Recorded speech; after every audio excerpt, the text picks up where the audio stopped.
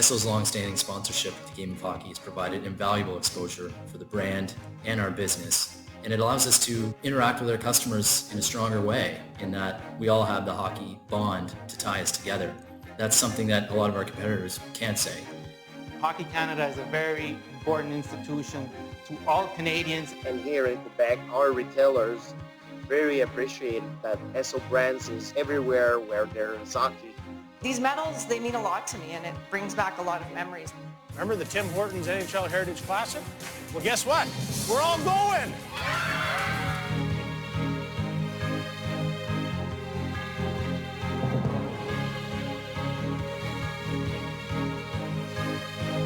I would like to thank Esso for 30 years of support in my career and believing in the women's game long before many others were jumping on board to do so.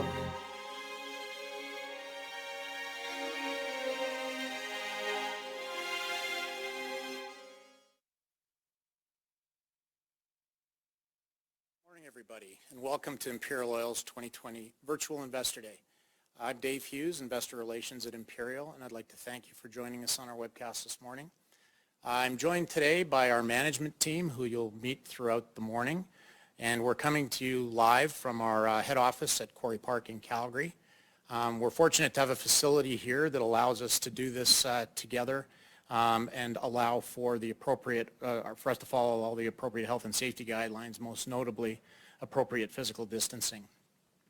Before we get started, I'd like to draw your attention to the cautionary statement, which you'll find at the back of the presentation materials that we posted to our website earlier this morning. It contains some important information regarding forward-looking statements, reserves, resources, risks, and uncertainties, and would highly recommend you have a look at that at your convenience. Just before we get going, I'm going to take a quick run through the agenda. In a minute, Brad Corson, Chairman, President and CEO, is going to come up and offer some opening remarks. After Brad, Teresa Redburn, our Senior Vice President of Commercial and Corporate Development, is going to talk to you a bit about Imperial and ESG. And then we'll have Simon Younger, the Senior Vice President of the Upstream, give you an update on our upstream business. Then we're going to take a very short 10-minute break, and after the break, we'll be joined by John Wetmore, Vice President of our Downstream, who's going to provide you some information on our downstream and chemical businesses. And then Dan Lyons, Chief Financial Officer, is going to provide a financial update. And then we'll close the presentation portion of the event with Brad's closing remarks. As usual, we'll have a Q&A session after. It's scheduled for 30 minutes. Typical rules, if you wouldn't mind keeping your questions to a single question plus a follow-up, that'll allow us to get to as many questions as we can in the allotted time. And of course, if we can't get to all the questions, we will follow up after the event. So with that, I'd like to hand it over to Brad Corson.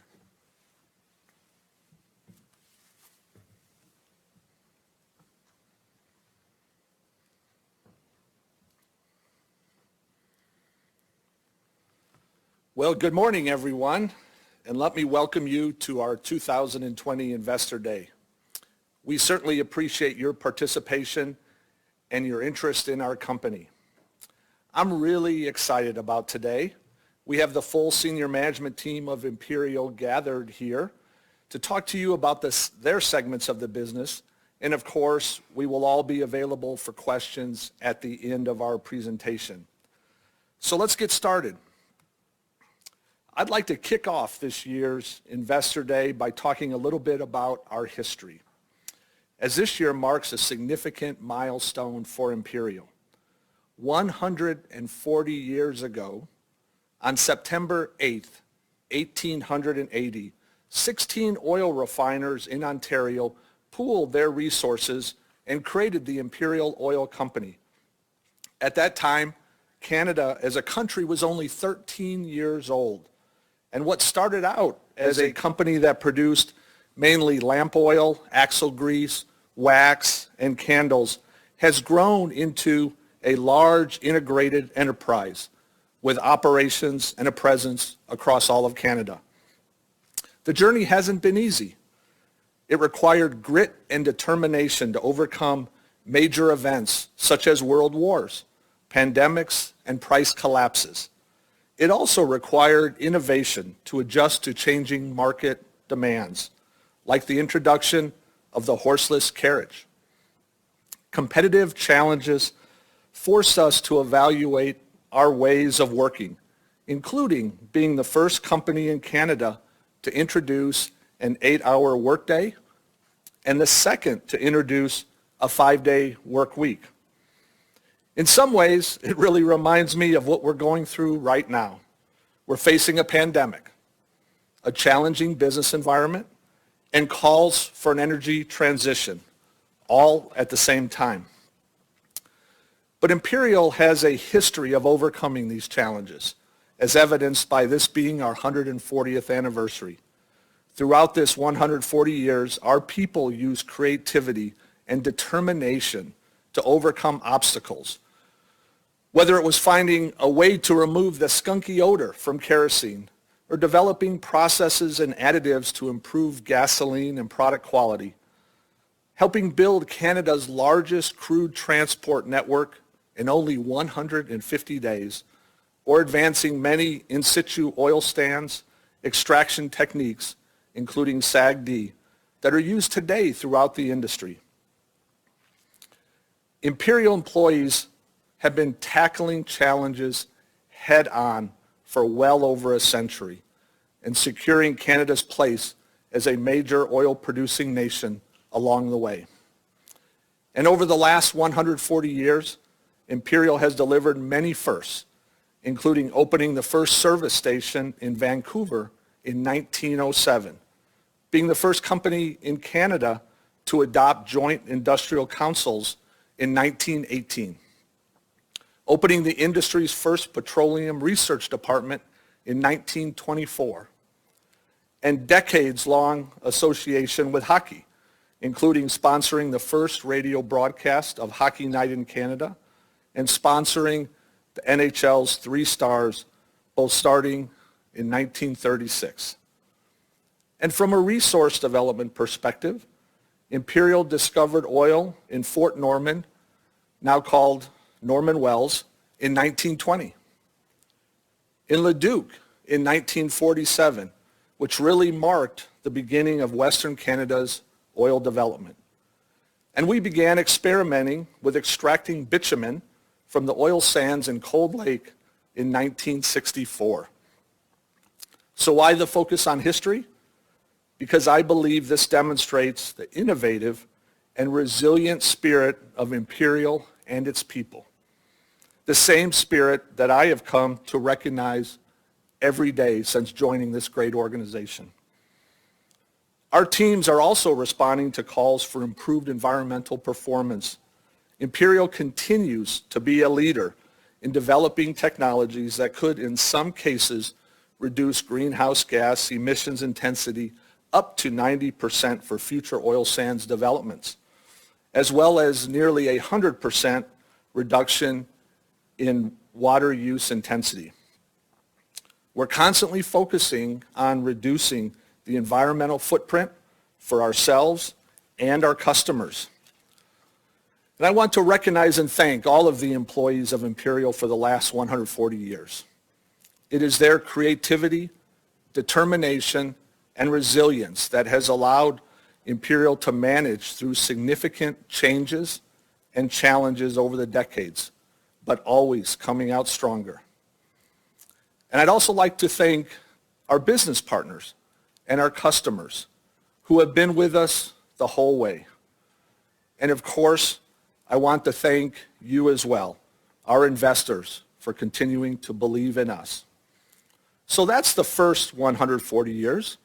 And so today we're going to talk to you about how we plan to move forward and continue to be an industry leader for the next 140. Impressions to date. Well, I often get asked about this, so now let me talk a bit about my impressions of the company based on the first year on the job. I have to say that when I took over as CEO back on January 1st, I never would have expected the challenges we have faced this year. I also never would have guessed that my first investor day as CEO would have to be done virtually due to a global pandemic. But we feel it is very important to have these annual events to take the opportunity to talk in more detail about the company and our plans, and to be able to interact with all of you, albeit virtually. So today's Plan B, a virtual setting, is going to work just fine, and thank you for accommodating us.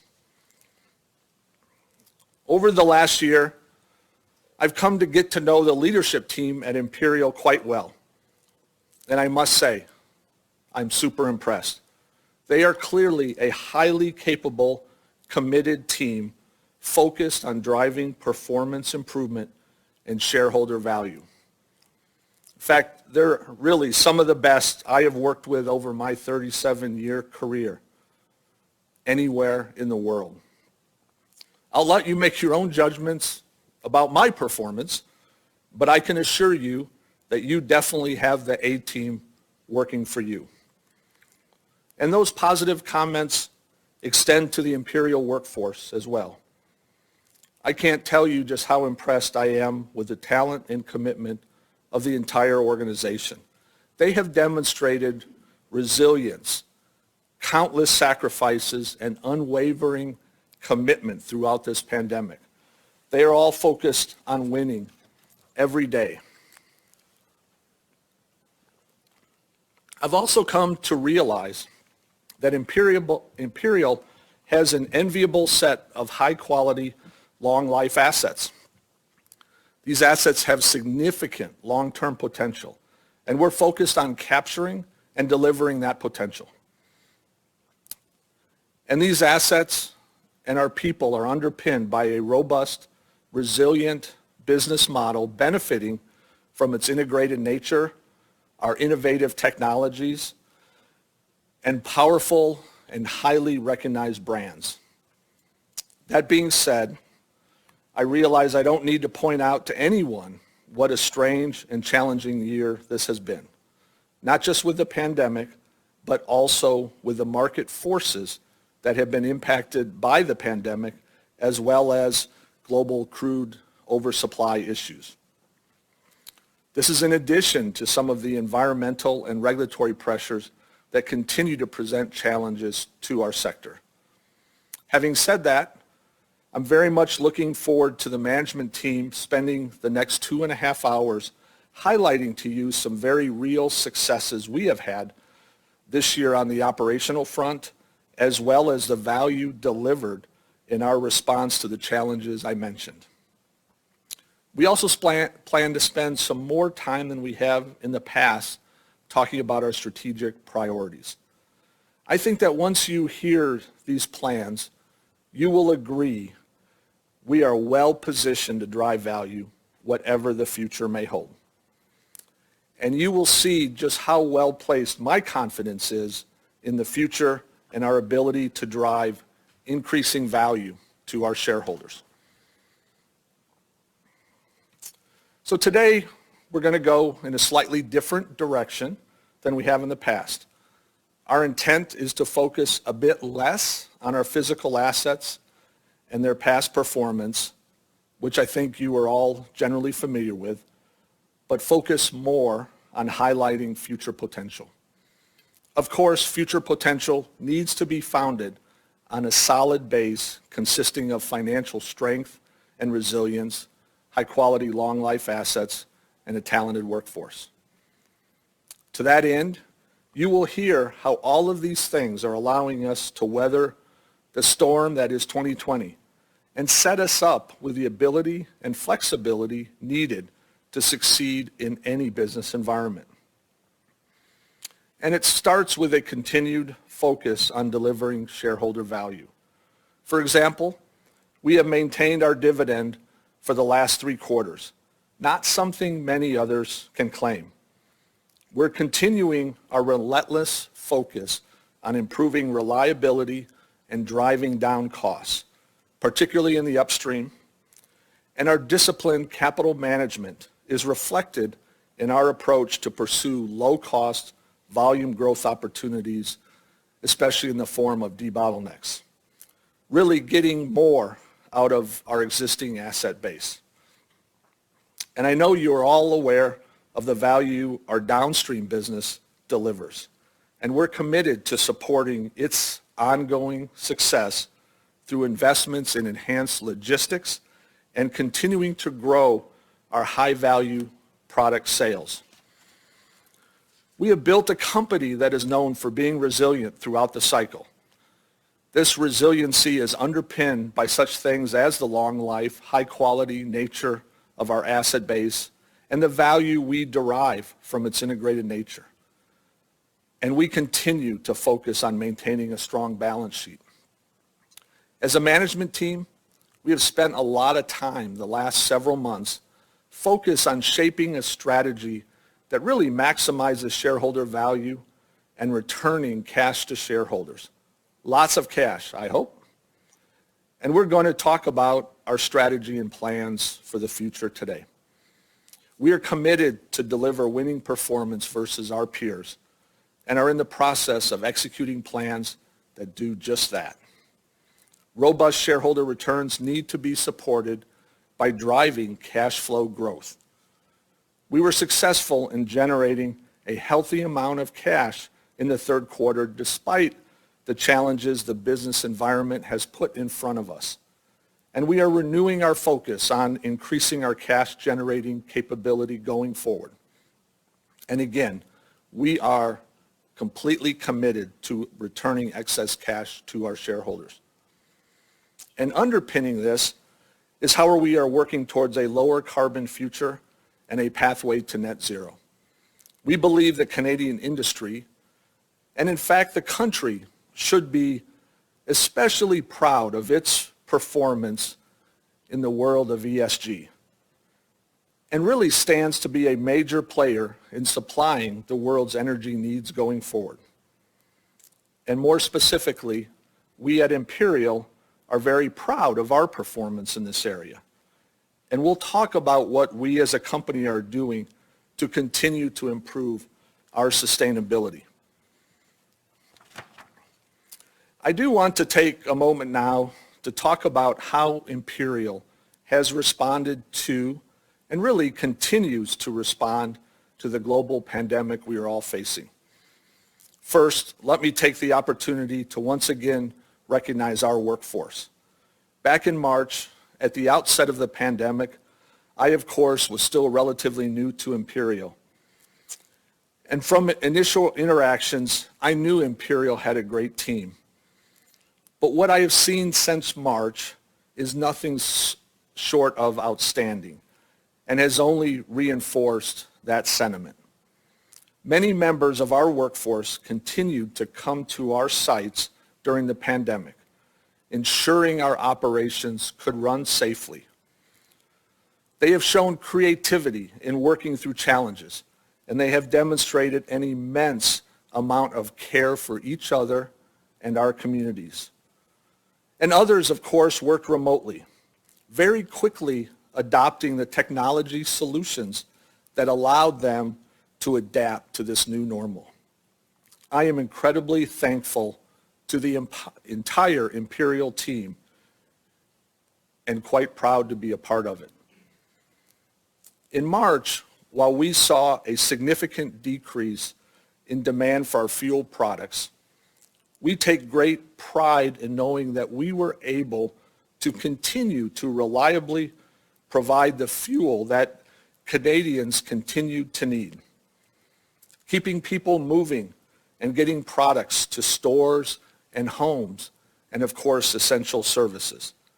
Ensuring our ability to do this required certain actions to be taken at our operations to manage the health and well-being of our workforce, while also optimizing our operations.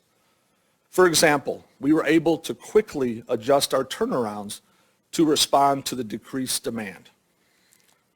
These optimization steps included adjusting turnaround scope and timing, which not only helped us to reduce costs, but also facilitated appropriate physical distancing and has also helped position us well for the demand recovery. Across our operations, we have put in place extensive safeguards to keep our people and the communities where we operate safe.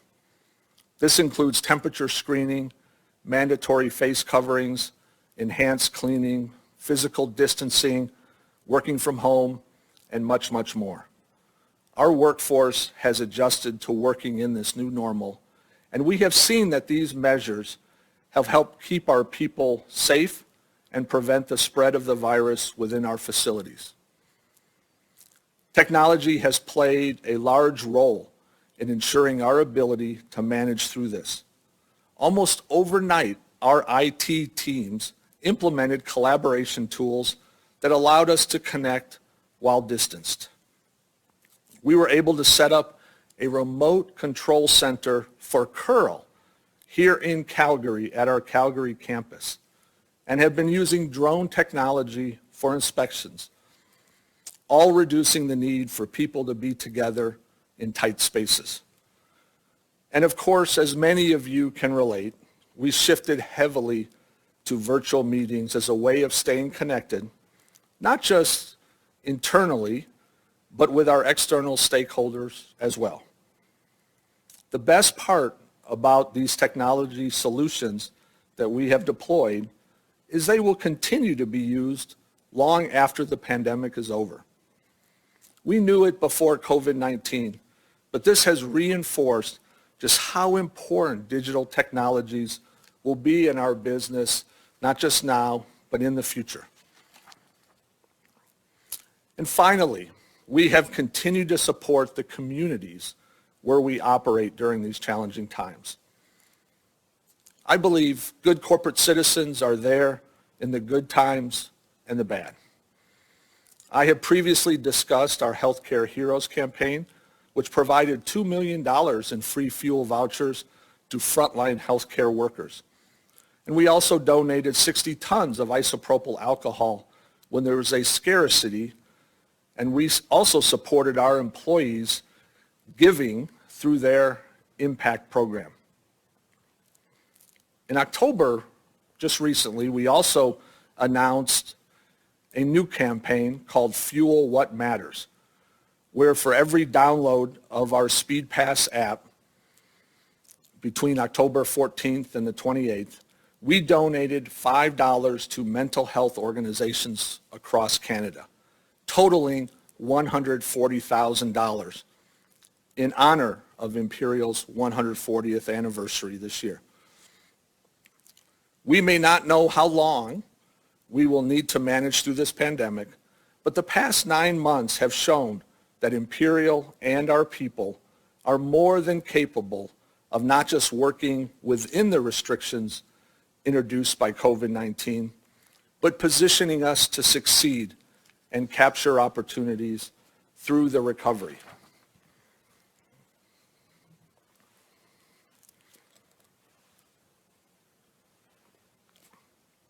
While we are very proud of how we have managed the health and safety of our workforce, we're also proud of how we have managed through the business challenges over the last several months.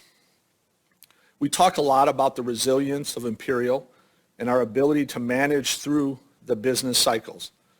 And never has that been more on display than this year. I wanted to briefly just share with you how we have been approaching this, some of our kind of principles and philosophies. When the pandemic hit, we immediately started developing plans to respond and minimize the business impact during the downturn. At the root of this is focusing on what we can control. As you know, we made significant commitments earlier this year to reduce capital spending and operating costs. And as you heard on our third quarter earnings call, and you'll see on the next chart, we have surpassed these commitments by a large margin. And of course, we're going to continue to look for further efficiencies going forward. However, it's also critical that we also take a long-term view.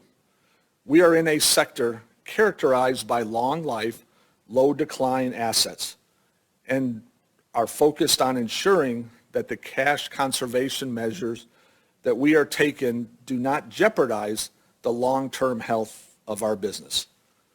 Honestly, I feel very good about the balance we are striking between the near-term realities and our long-term objectives. And one of the key factors that supports these efforts is the strength of our balance sheet. While we did see a large cash draw in the second quarter, unlike many others, we did not take on new debt as we had the cash on hand to support our requirements. And the third quarter saw a significant improvement in cash generated from operations, which allowed us to materially rebuild our cash balances. Our operational flexibility has been a big story for us year to date. Our ability to quickly alter the scope of our turnaround activities, accelerate the scheduling, and manage them on extended timelines not only allowed us to effectively manage the health and safety of our workforce, but execute this work at significantly lower costs. And of course, all of this is underpinned by the strength of our people, both employees and our business partners. The energy and commitment of the organization has been nothing short of incredible. All of these factors together and well managed put us in an enviable position to accelerate out of the downturn. In an environment of significantly weaker demand and depressed commodity prices, we needed to respond quickly to preserve shareholder value. We did this in a number of ways, which we've talked about throughout the year. We adjusted spending, modified our maintenance plans, and slowed the pace of various work efforts we had underway. In particular, though, I'd like to turn your attention to two significant commitments we made to you back in late March. At that time, we announced we were taking some prudent measures in response to the business environment, the two most significant of which were a $500 million reduction in expenses versus last year and a $500 million reduction in our capital budget. As I told you a few weeks ago on our earnings call, at the end of the third quarter, we had exceeded both of those targets. In fact, the graphs on the chart show our current view of where we think we will end up the year. As we mentioned on the last earnings call, we revised our capital guidance down a further $250 million. So we are now at $900 million for the year, which represents a 45% decrease from our original guidance provided at last year's Investor Day. And through strict cost management, we've also reduced our production and manufacturing expenses by over $800 million through the third quarter, with an expectation that we will end the year over $1 billion lower than 2019. This represents a 16% year-over-year reduction. And I'd also point out that all the business lines are playing a significant role in these reductions. We are seeing contributions from each of our businesses, including significant reductions in curl unit costs. We're seeing through the downstream prudent turnaround management that's delivered significant savings. And even all of our service lines are also supporting with their own reductions. But we also recognize we're not finished. We're continuing to look for and identify other efficiency opportunities, and you'll hear more about that today. So just before I wrap up my section and pass it over to Teresa, I wanted to take a moment to provide an update on what we are seeing in terms of demand recovery. On the left is a chart similar to the one I showed back at our AGM earlier this year. But this one is updated with current global data. It shows global oil supply and demand on a quarterly basis. And you can see how significant the global oil demand destruction was back in the second quarter and the supply unbalance that was created. Our experience here in North America, and more specifically Canada, was really quite similar. And if you recall the chart from the AGM, at the time the EIA was predicting a fairly gradual recovery. In fact, what we saw was an initial recovery that was quite a bit stronger than expected, especially through this summer. Unfortunately, though, that recovery seems to have stalled a bit, with global demand for oil sitting now at about 95% of typical seasonal values, driven by what we are seeing as a second wave of COVID-19 globally. The blue band represents the EIA's view of demand through the fourth quarter of 2021. And as you can see, they are predicting that things will approach normal levels by the end of next year. As I mentioned, this is fairly consistent with what we experienced and continue to experience here in Canada, which of course translates into petroleum product demands. We've seen motor gasoline and diesel demands return to levels around 90 to 100% of normal, but that recovery has slowed recently and in some cases mostly halted. The second wave of COVID-19 seems to have significantly slowed the demand recovery for now. And of course, jet demand is experiencing even more significant challenges. While we have seen recovery from a roughly 90% drop in demand back in March and April, it's only back to around 40% of normal. And any further recovery hinges strongly on the resumption of global travel. So while the demand recovery has been improving over the last few months, there is still much uncertainty over the timeline for full recovery.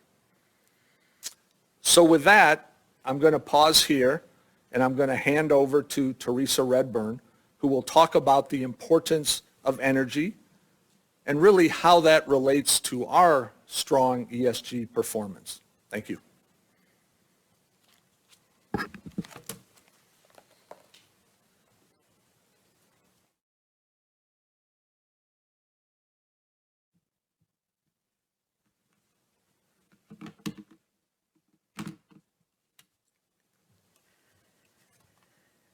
Good morning, everyone. Thank you, Brad.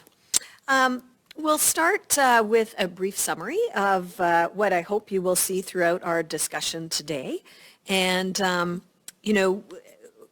what we'll show is that oil and gas remain significant sources of energy in most scenarios going forward.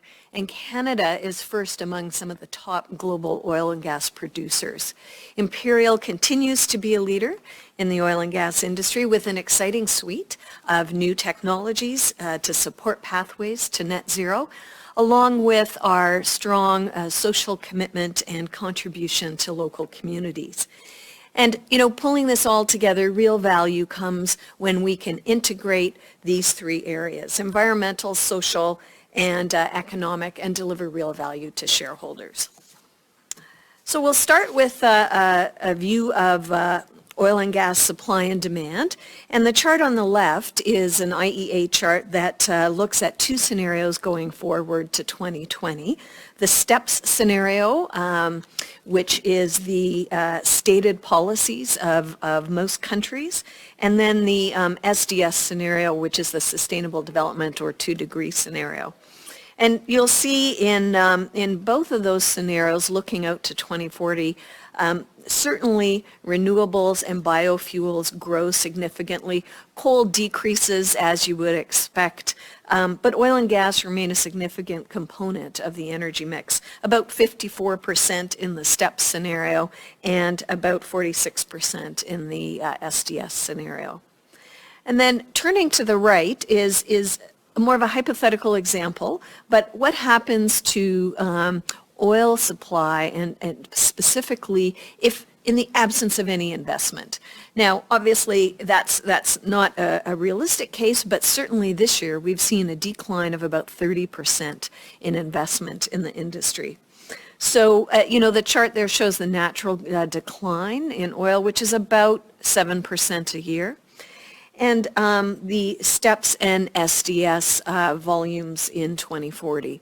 So you can see that without investment, there is a gap, and anywhere from 12 trillion in investment in the SDS scenario to up to 17 trillion in the STEPS scenario.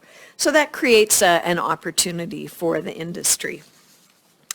Canada remains a leader in ESG, as Brad mentioned. Canada's emissions are less than 2% of global emissions today. The chart below shows independent comparisons of Canada's performance as a country and compares it to the top 10 global producers in the world. And the top 10 oil producers hold about 80% of the world's oil reserves. These are the top 10 global reserve holders. So the chart on the left looks at environmental performance via the Yale and Columbia Environmental Index. This looks at about 24 different indicators, and you can see Canada is a leader on that chart. And of note, Canada has carbon pricing policies that covers all of the oil and gas sector, whereas that's about 10% in the rest of the country shown there. So certainly a leader on the environmental side. As we move to the middle and look at the social progress index, that looks at about 51 parameters in a country such as medical care, human rights, and education. Again, Canada is a leader. And then turning to the right, the world governance indicators, there's about 6 indicators here that look at things like political stability and regulatory quality. Again, Canada shows as a leader. So we like to think that Canada is the choice for responsible energy supply worldwide. And now we turn to a more of a company view, and this looks at company performance using, again, an independent view, a CSR hub with BMO analysis. And we show environmental, social and governance scores on the x-axis and environmental on the y-axis. And you'll see Canada is shown, Canadian companies are shown in red dots. You'll see they occupy a significant component of that upper right quadrant, or the most sustainable quadrant, with Imperial shown there as a star. And not surprisingly, Canada shows well ahead of companies such as Russia and in the Middle East. And divestment of oil sands just moves volumes from Canada to some of these other actors. So now we'll turn to Imperial's climate strategy. And we're focused on ways that we can move the company forward in a lower carbon future. And there's a number of elements shown here. Certainly we'll start at the top. We engage in climate policy with various governments with the goal of providing solutions that not only achieve the objectives but do so for the lowest cost to society. And a big lever in achieving that is our research and development. We have 2 research centers in Sarnia and in Calgary.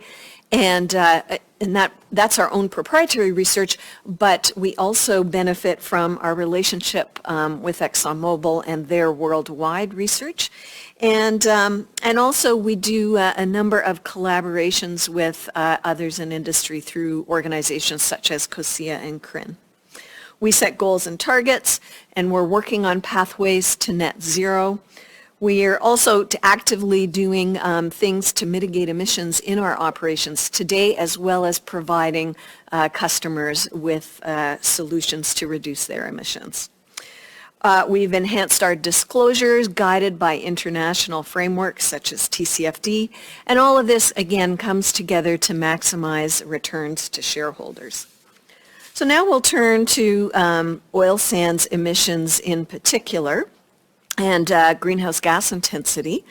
And since 2013, Imperial has seen a greater than 20% reduction in our greenhouse gas intensity. And we've got a target to reduce by a further 10% by 2023. And we know it doesn't end there. And that comes with actions both in energy efficiency as well as improving reliability and deploying next generation technologies. And a few examples are shown here of things we're actively working on to help move us towards that 10% reduction. improved productivity at our Curl oil sands mine, which allows us to produce higher production levels with little extra energy. We've got heat recovery from boiler flue gas at Curl, which will capture waste heat and reuse in our operations. And liquid addition to steam or laser, which we're currently employing at Cold Lake. So these are near-term actions, but we're also working on longer-term pathways to net zero. The next slides will just take a closer look at our oil sands technologies.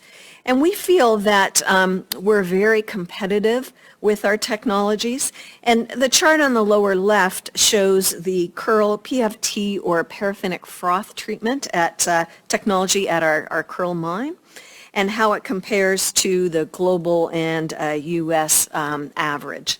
And you can see here Curl competes quite well. The Curl PFT technology returns a carbon-intensive portion to the ground and also allows us to transport our diluted bitumen without upgrading.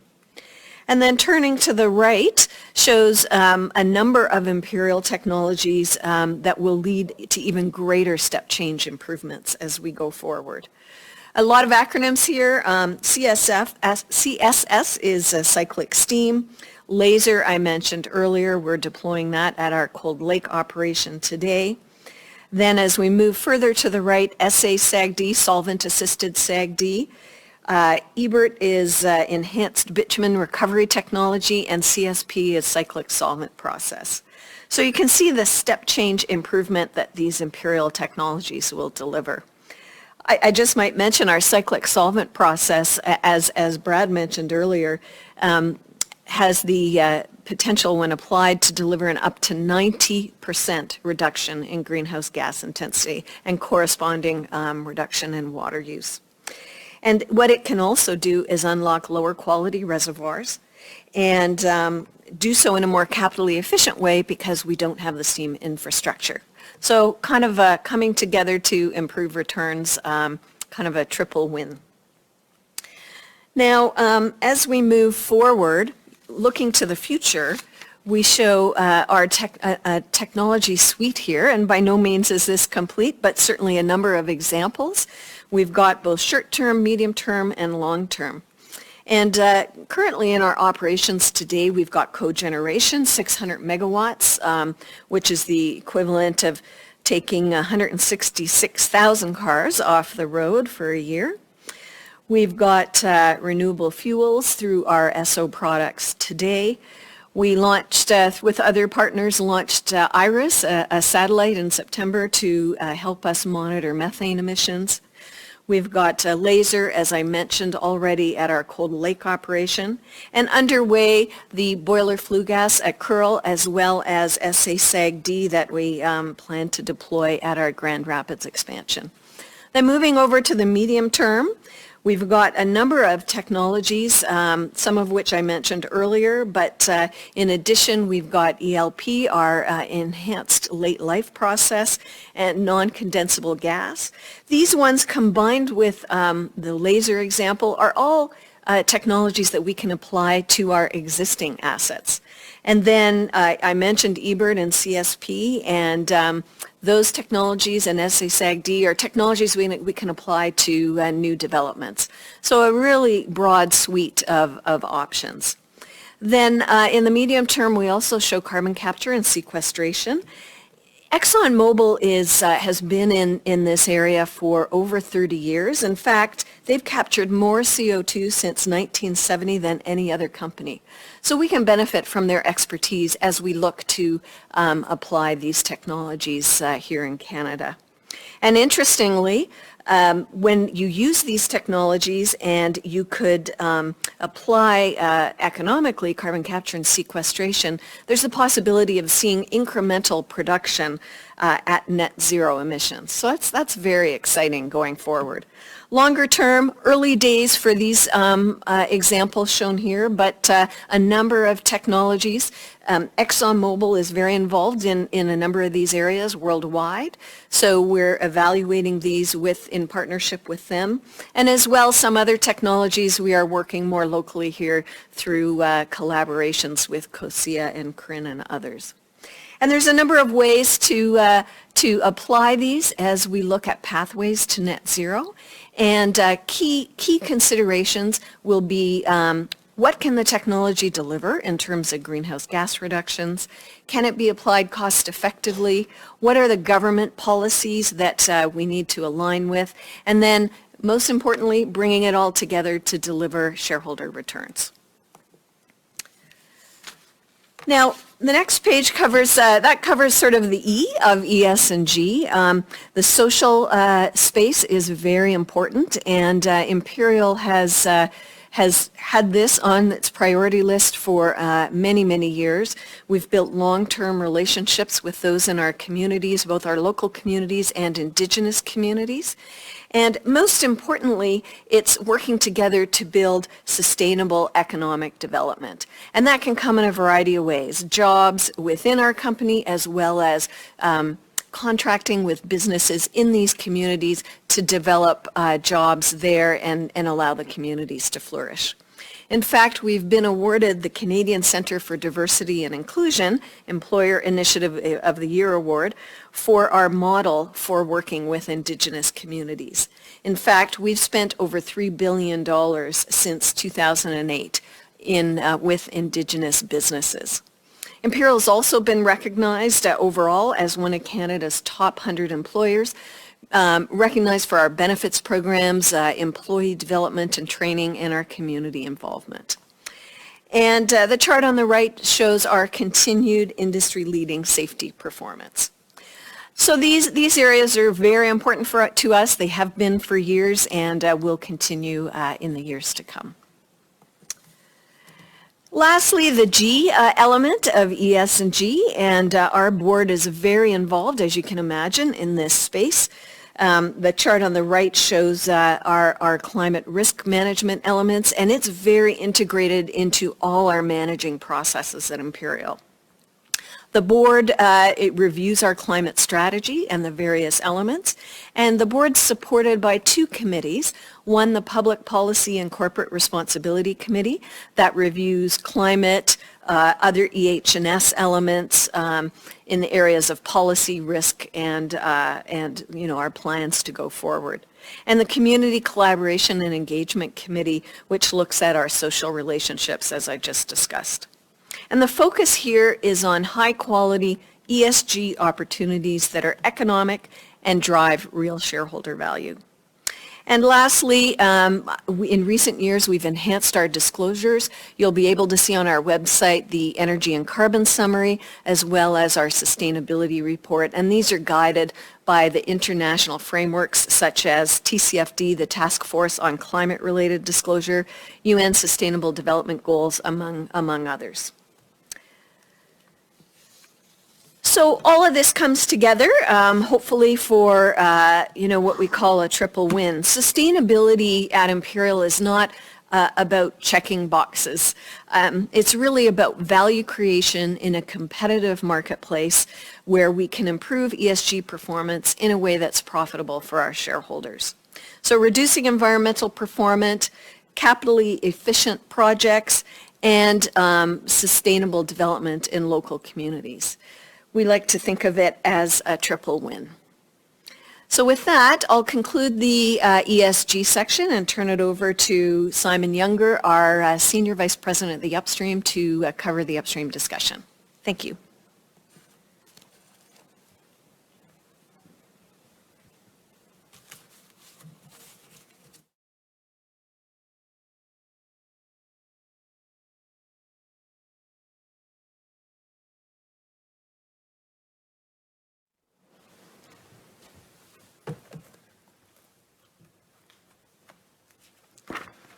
Well, thank you very much, Teresa, and good morning, everyone. It's certainly my pleasure to be here with you this morning, providing an overview of our upstream assets and strategy. And I'll just say it's a real honour for me to represent Imperial's upstream, and it's really a particular honour for me to represent its many wonderfully talented and dedicated people in our upstream business. So as I talk you through the upstream today, I'm going to start at an overall upstream level. We'll talk about some key parameters like volumes, investments, and cash flow, talk about digital and technology, And then kind of the back half of the presentation, I'll focus on asset-specific details. Let me start with our upstream vision, which is to be the best-in-class producer, laser-focused on maximising cash flow. We have long-life, low-decline assets that offer decades of cash flow potential. To maximise value, we are targeting reducing costs and improving reliability. This is driven by an intense focus on continuous improvement internally, but our organisation is also focusing externally to understand the industry and competition.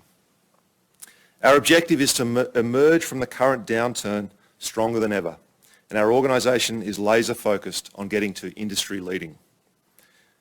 We are pursuing only the most select, disciplined investments without sacrificing long-term value or flexibility.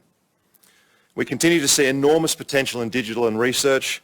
Our digital program is marching towards an annual target of greater than 500 million incremental value, and I'm going to share more on that later. Finally, and most importantly, through everything we do, we will continue to pursue excellence through safe, responsible operations.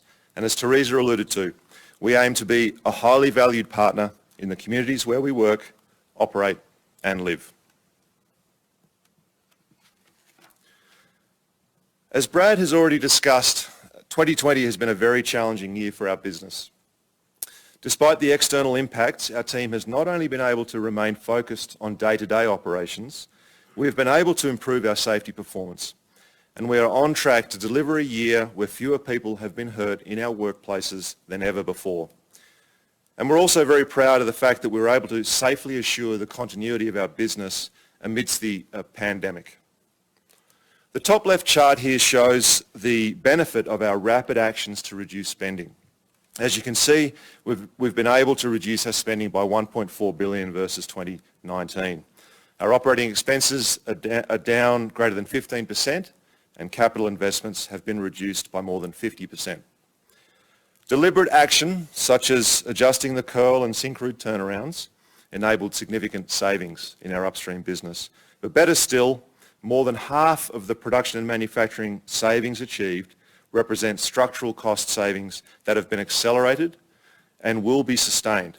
For example, reductions in our contractor workforces and risk-based extensions to maintenance intervals for major plant and equipment. I would say capital reductions were driven by conscious decisions to ramp down activity, particularly in our unconventional business, and by pacing Cold Lake development and drilling, and Curl debottlenecking investments. The bottom left chart highlights that despite the reduction in spending and significant external events, we've been able to maintain flat production versus 2019 at around 395 KOEBD imperial share.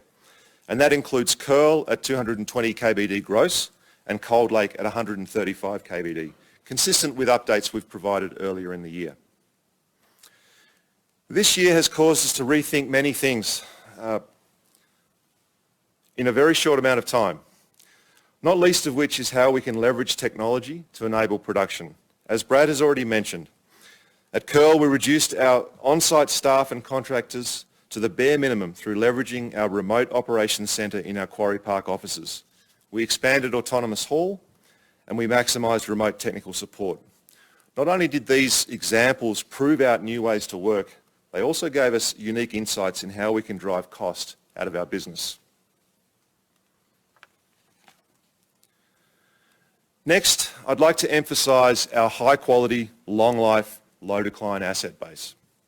At year-end 2019, we had proved and probable reserves of approximately 6.3 billion oil equivalent barrels, providing decades of remaining proved reserves life. As the chart here shows, production is predominantly driven by our oil sands assets, Curl, Cold Lake, and our 25% ownership in Syncrude.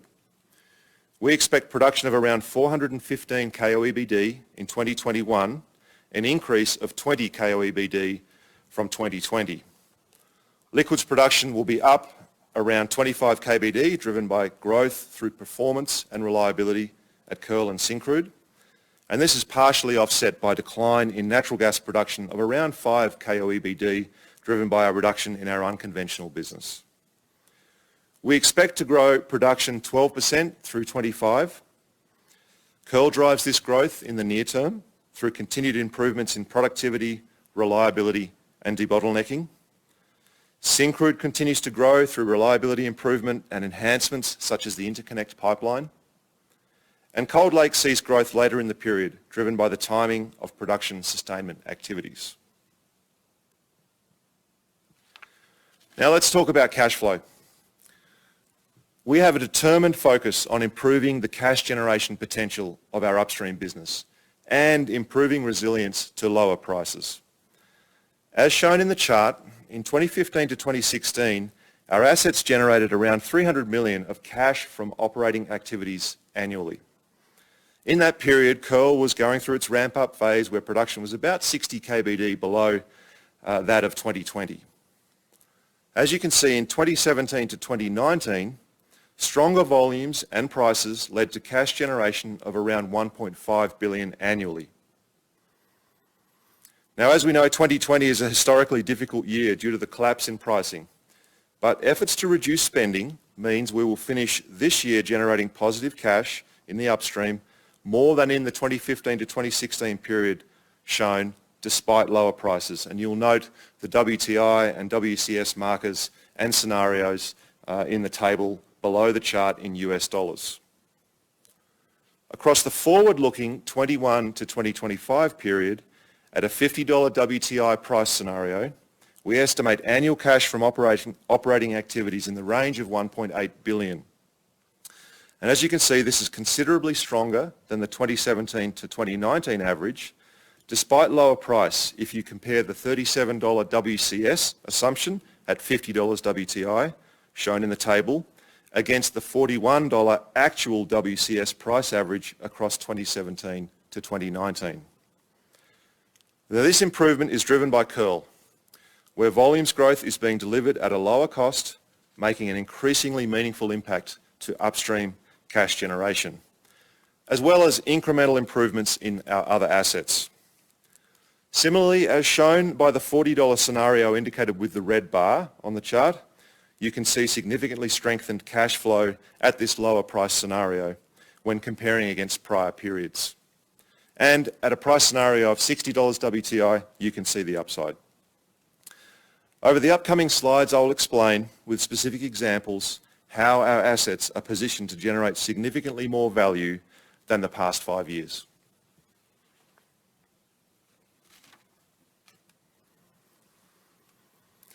Our investment strategy is to invest for value and select volume growth. This chart shows our planned capital spending by asset compared to last year's plan, which is shown in the red diamonds, and recent history, which is shown by the average bar at the far left of the chart. Our proactive reductions this year and next have reduced capital spending by around 40% versus last year's outlook. Reductions are focused on pacing, selective prioritisation and concept optimisation of our capital portfolio. These conscious decisions preserve critical strategic projects and support continued volumes growth from 395 KOEBD in 2020, as I've already mentioned, to 435 KOEBD by 2024. Now, a key strength of our upstream portfolio is a very low sustaining capital needs, which is projected at an average of $5 per barrel looking forward. Key infrastructure projects drive our near-term profile that, as you can see, increases spend relative to 2020, but at levels comparable to or below recent history, as shown by the chart. This spend is driven by Kearl's transition to in-pit tailings, which I will discuss further in the Kearl section this morning, and Syncrude's Mildred Lake extension, which develops a new ore body to maintain existing production and maximise existing infrastructure utilisation. You might recall we discussed that extensively in last year's session. Over the 3-year period, 21 to 23, these two projects alone represent around a third of our total investment profile shown. Looking at the types of investments, we are fortunate to have a large portfolio of options that span our upstream. The table shows the types of opportunities we are pursuing and indicative returns in the form of net present value over investment. This is a key metric for us in the current constrained environment, providing the best indicator for maximising return from scarce capital. Our investment focus is on optimisation within our existing assets, and our absolute highest priority is on cost reduction opportunities and productivity enhancements that deliver robust returns at any price. At the top of the table are digital-driven cost reductions, such as schedule optimisation and workforce visualisation, which I'll discuss in a little more detail shortly. These projects typically require minimal investment and therefore stand out with exceptionally high returns. Below that, much of our research effort is also focused on cost reductions, such as advanced metallurgy to extend component life and enhanced tailings chemicals to improve effectiveness and lower cost. And in the middle of the table, greenhouse gas intensity reduction opportunities are competitive and align with our strategy to reduce energy intensity and greenhouse gas, as Teresa outlined. You see, with the right approach and innovation, the selected investments generate an attractive return driven by improving energy efficiency and lowering consumption.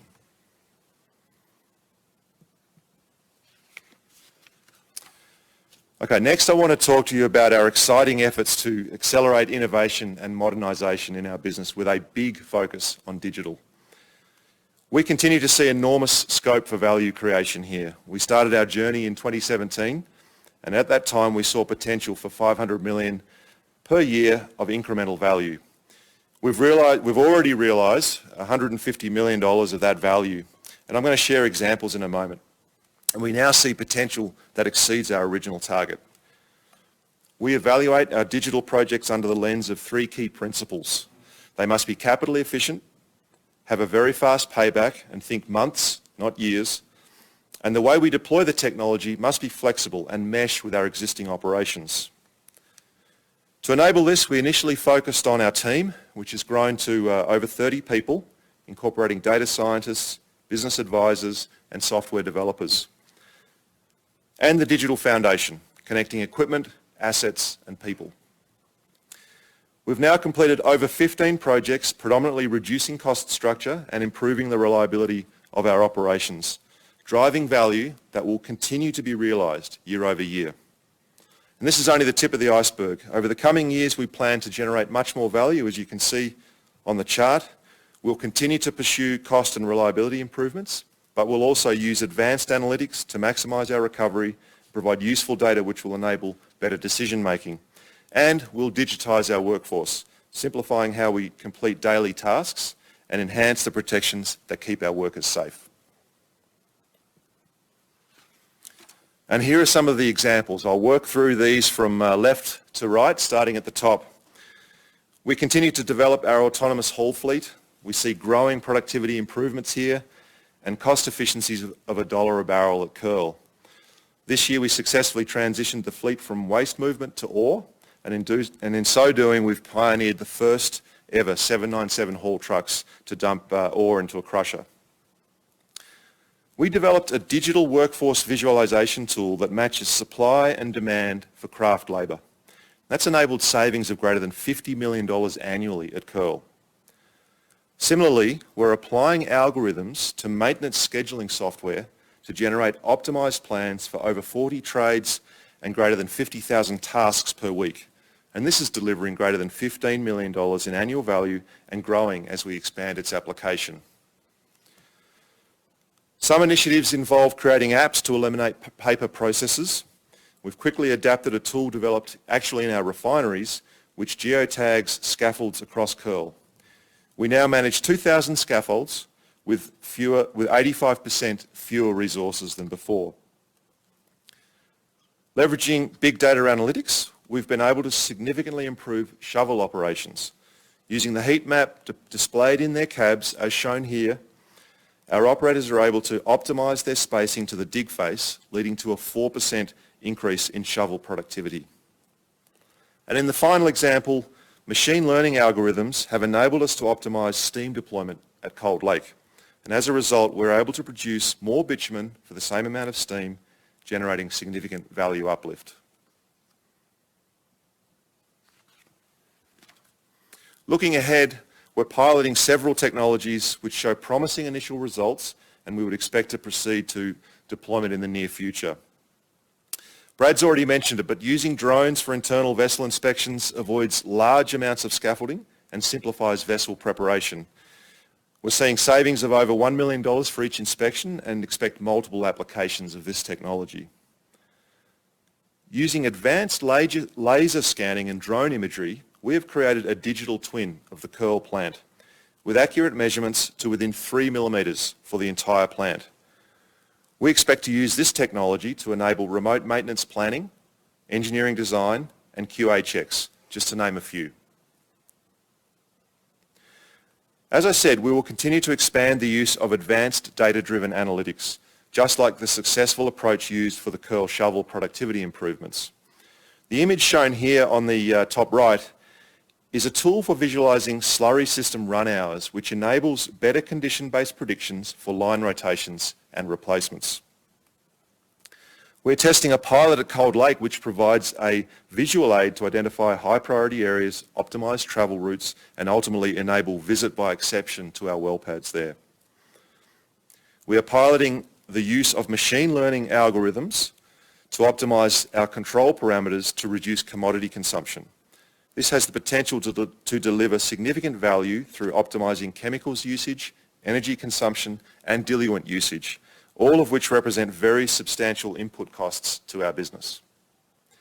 And finally, physical automation offers significant scope for value enhancement.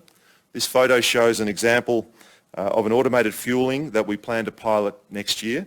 The system can reduce fueling time from 18 minutes to 7 minutes, which may not sound like much, but has a material impact on truck productivity. You can probably tell we're very encouraged by the scope we see here. I now want to touch briefly on our broader and ongoing commitment to research and development. Over the last 140 years, Imperial has committed to innovation and research that has revolutionised our company and our industry, and this commitment remains to this day. As many of you know, and as Brad's already mentioned, we have upstream and downstream research centres, including a Calgary research centre focusing on oil sands and environmental technologies. And it's that Calgary research team that is responsible for the innovation shown on this slide. In mining, we are in the process of piloting and deploying advanced metals which can withstand extreme wear. Successful pilots are showing potential to double the life of shovel teeth, which is shown here in the photo, generating greater than $20 million in annual cost savings and productivity value. Enhanced flocculation using chemicals common in sewage treatment is improving fines capture in tailings. Successful pilot phases, shown in the middle photo, are leading to commercial deployment next year with greater than $15 million in annual savings expected. And we're working on recovering additional bitumen from coarse tailings by air countercurrent in flotation cells.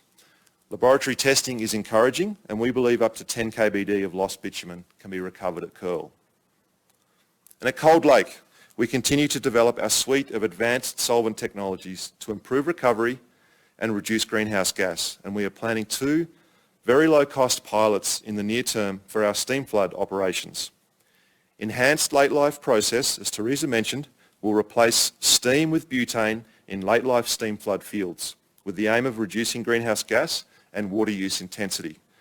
And non-condensable gas replaces a portion of steam with methane gas, improving cost efficiency and energy intensity. Finally, we continue to develop our enhanced bitumen research technology, or EBIT. This technology is targeted for low-pressure reservoirs with the potential for a significant step change reduction in greenhouse gas intensity. Okay, now I'd like to switch to a bit more of an asset-based focus, starting with Curl. The performance of this asset this year has been nothing short of outstanding, with the supplemental crushers delivering significant value. The Curl team are continuing to make tremendous strides in improving this asset, and we are increasingly able to see its potential. The production chart on the upper left shows Curl's average production by quarter comparing this year with last year. Q1 saw a production record of 226 KBD, an improvement of 45 KBD from the same quarter in 2019. Q4 really shows Curl's potential, including October's record-setting production of 301 KBD. We're expecting around 280 KBD for the quarter.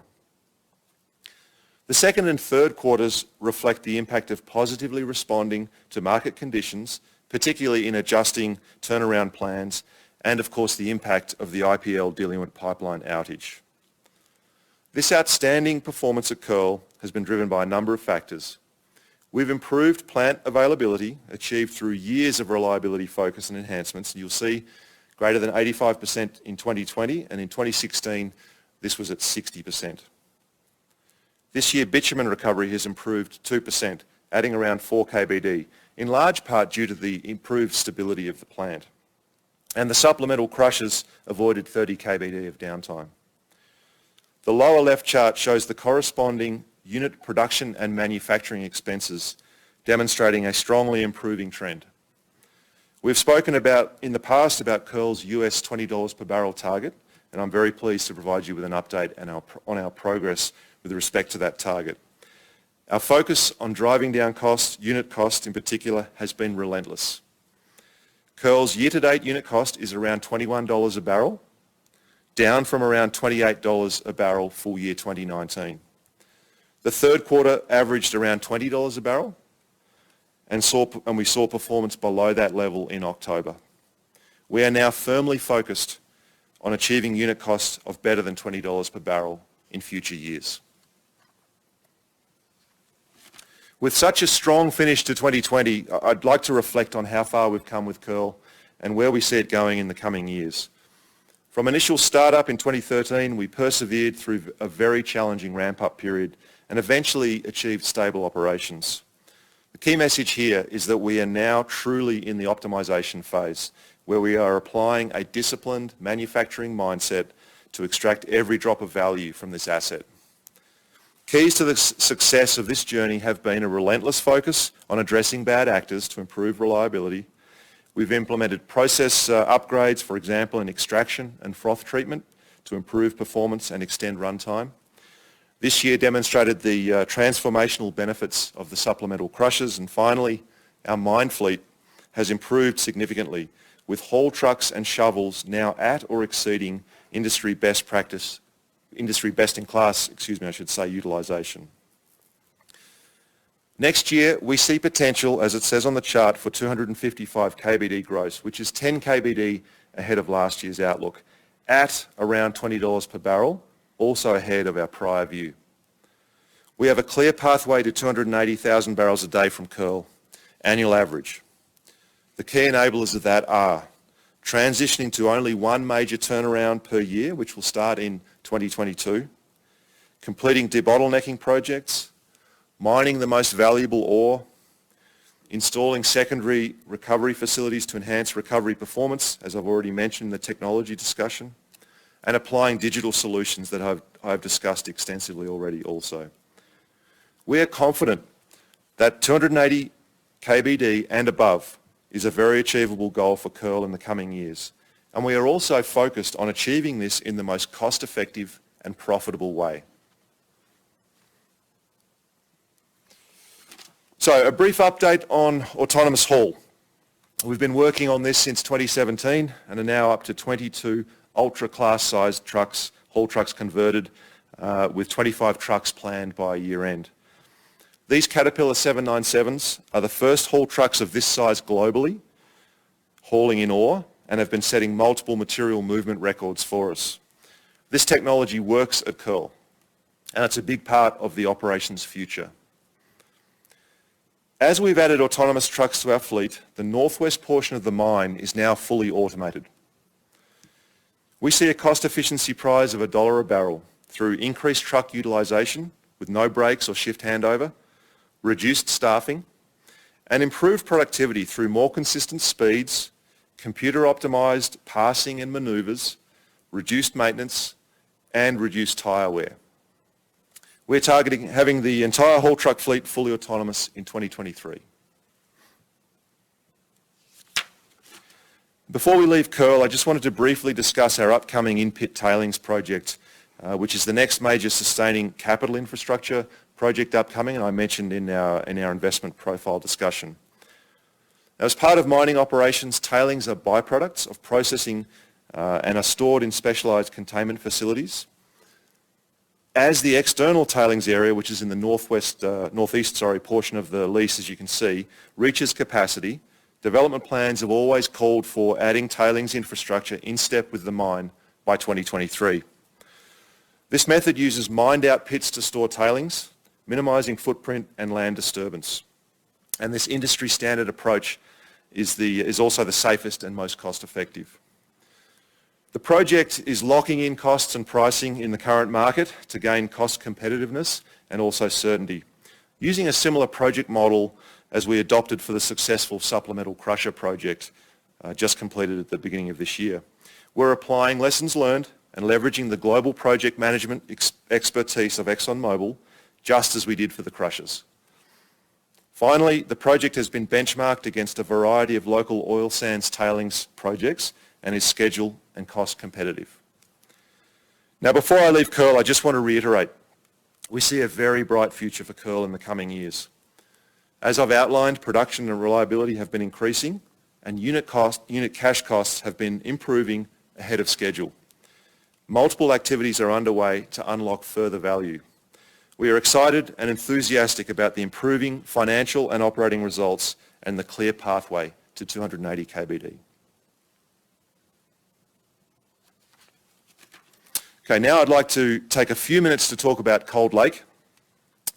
As everybody knows, Cold Lake is our flagship in-situ asset. It's been producing for over 45 years. Our strategy at Cold Lake is to maintain strong cash flow generation and reduce greenhouse gas intensity over the long term.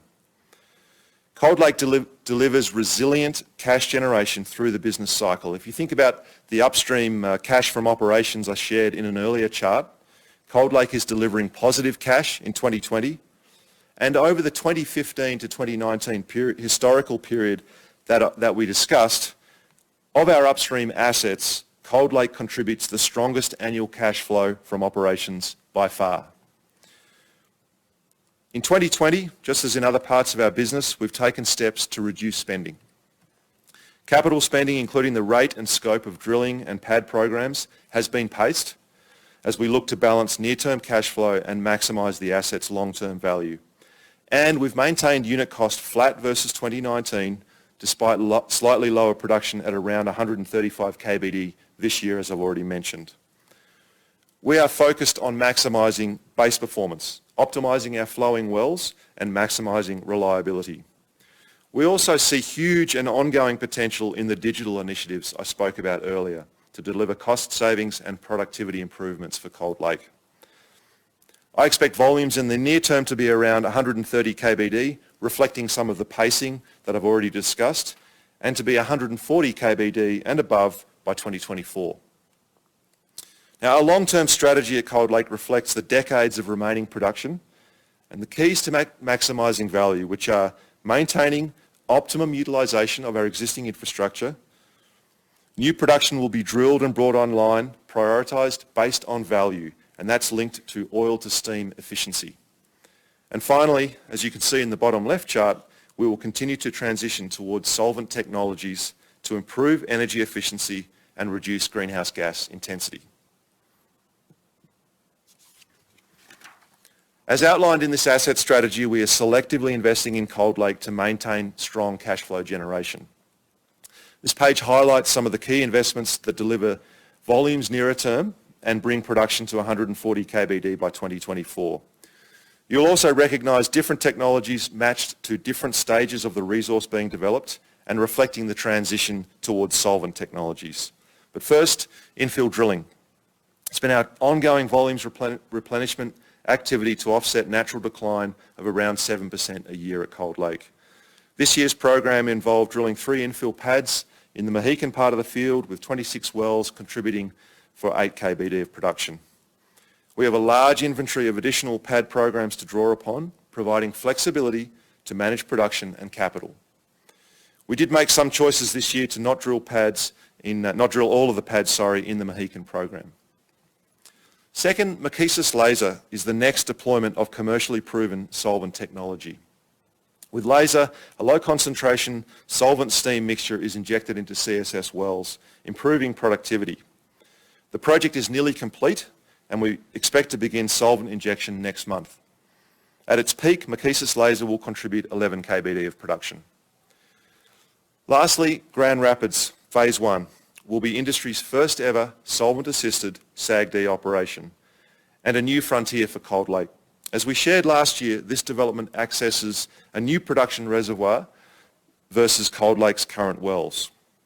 Now, given broader market conditions, we are pacing the development relative to the outlook we provided last year, with production now expected to begin in 2023, albeit with no impact to overall production potential. Grand Rapids will improve Cold Lake's greenhouse gas intensity, improve unit costs by $1 a barrel, and contribute around 15 KBD. Cold Lake is a plateau 140 to 150 KBD production asset for the long term. We'll continue to optimise the development of this resource with a priority on value for decades to come. Now turning to Syncrude. Our focus has been to work with other owners to increase reliability and drive down unit costs at Syncrude. And I'll share an example of our collaboration on the interconnect pipeline on the next slide. We strongly believe this strategy is delivering results and in particular driving reliability improvement. Syncrude's performance in 2019 provides the best illustration of this. 2019 was the second best year in the asset's history and the best in over a decade, with production of 73 KBD our share. Improvements in reliability enabled upgrader utilisation to increase by over 10% from the prior 4-year average. Utilisation is expected to continue improving over the next 5 years, achieving 90%, consistent with best-in-class performance. As shown on the chart, 2020 volumes will be below 2019 as we intentionally constrained production through a modified turnaround approach in response to demand impacts. But in return, the asset was able to translate this and other initiatives into a year-over-year cash expenditure reduction of 15%. Syncrude is on track to meet this target while delivering cash-positive performance in 2020. As you know, Syncrude produces a synthetic crude product which trades at similar pricing to WTI. Imperial's share of SSP is predominantly consumed in our refineries, creating integration advantage for us. For example, in 2019, approximately 75% of our share of Syncrude SSP went to Imperial refineries. And as we've shared previously, we are targeting below US $30 per barrel all-in unit cash operating costs for Syncrude. And in 2020, unit cost performance is well on the way to achieving this target and is expected to be around $32 per barrel, which is down nearly $12 per barrel since 2018.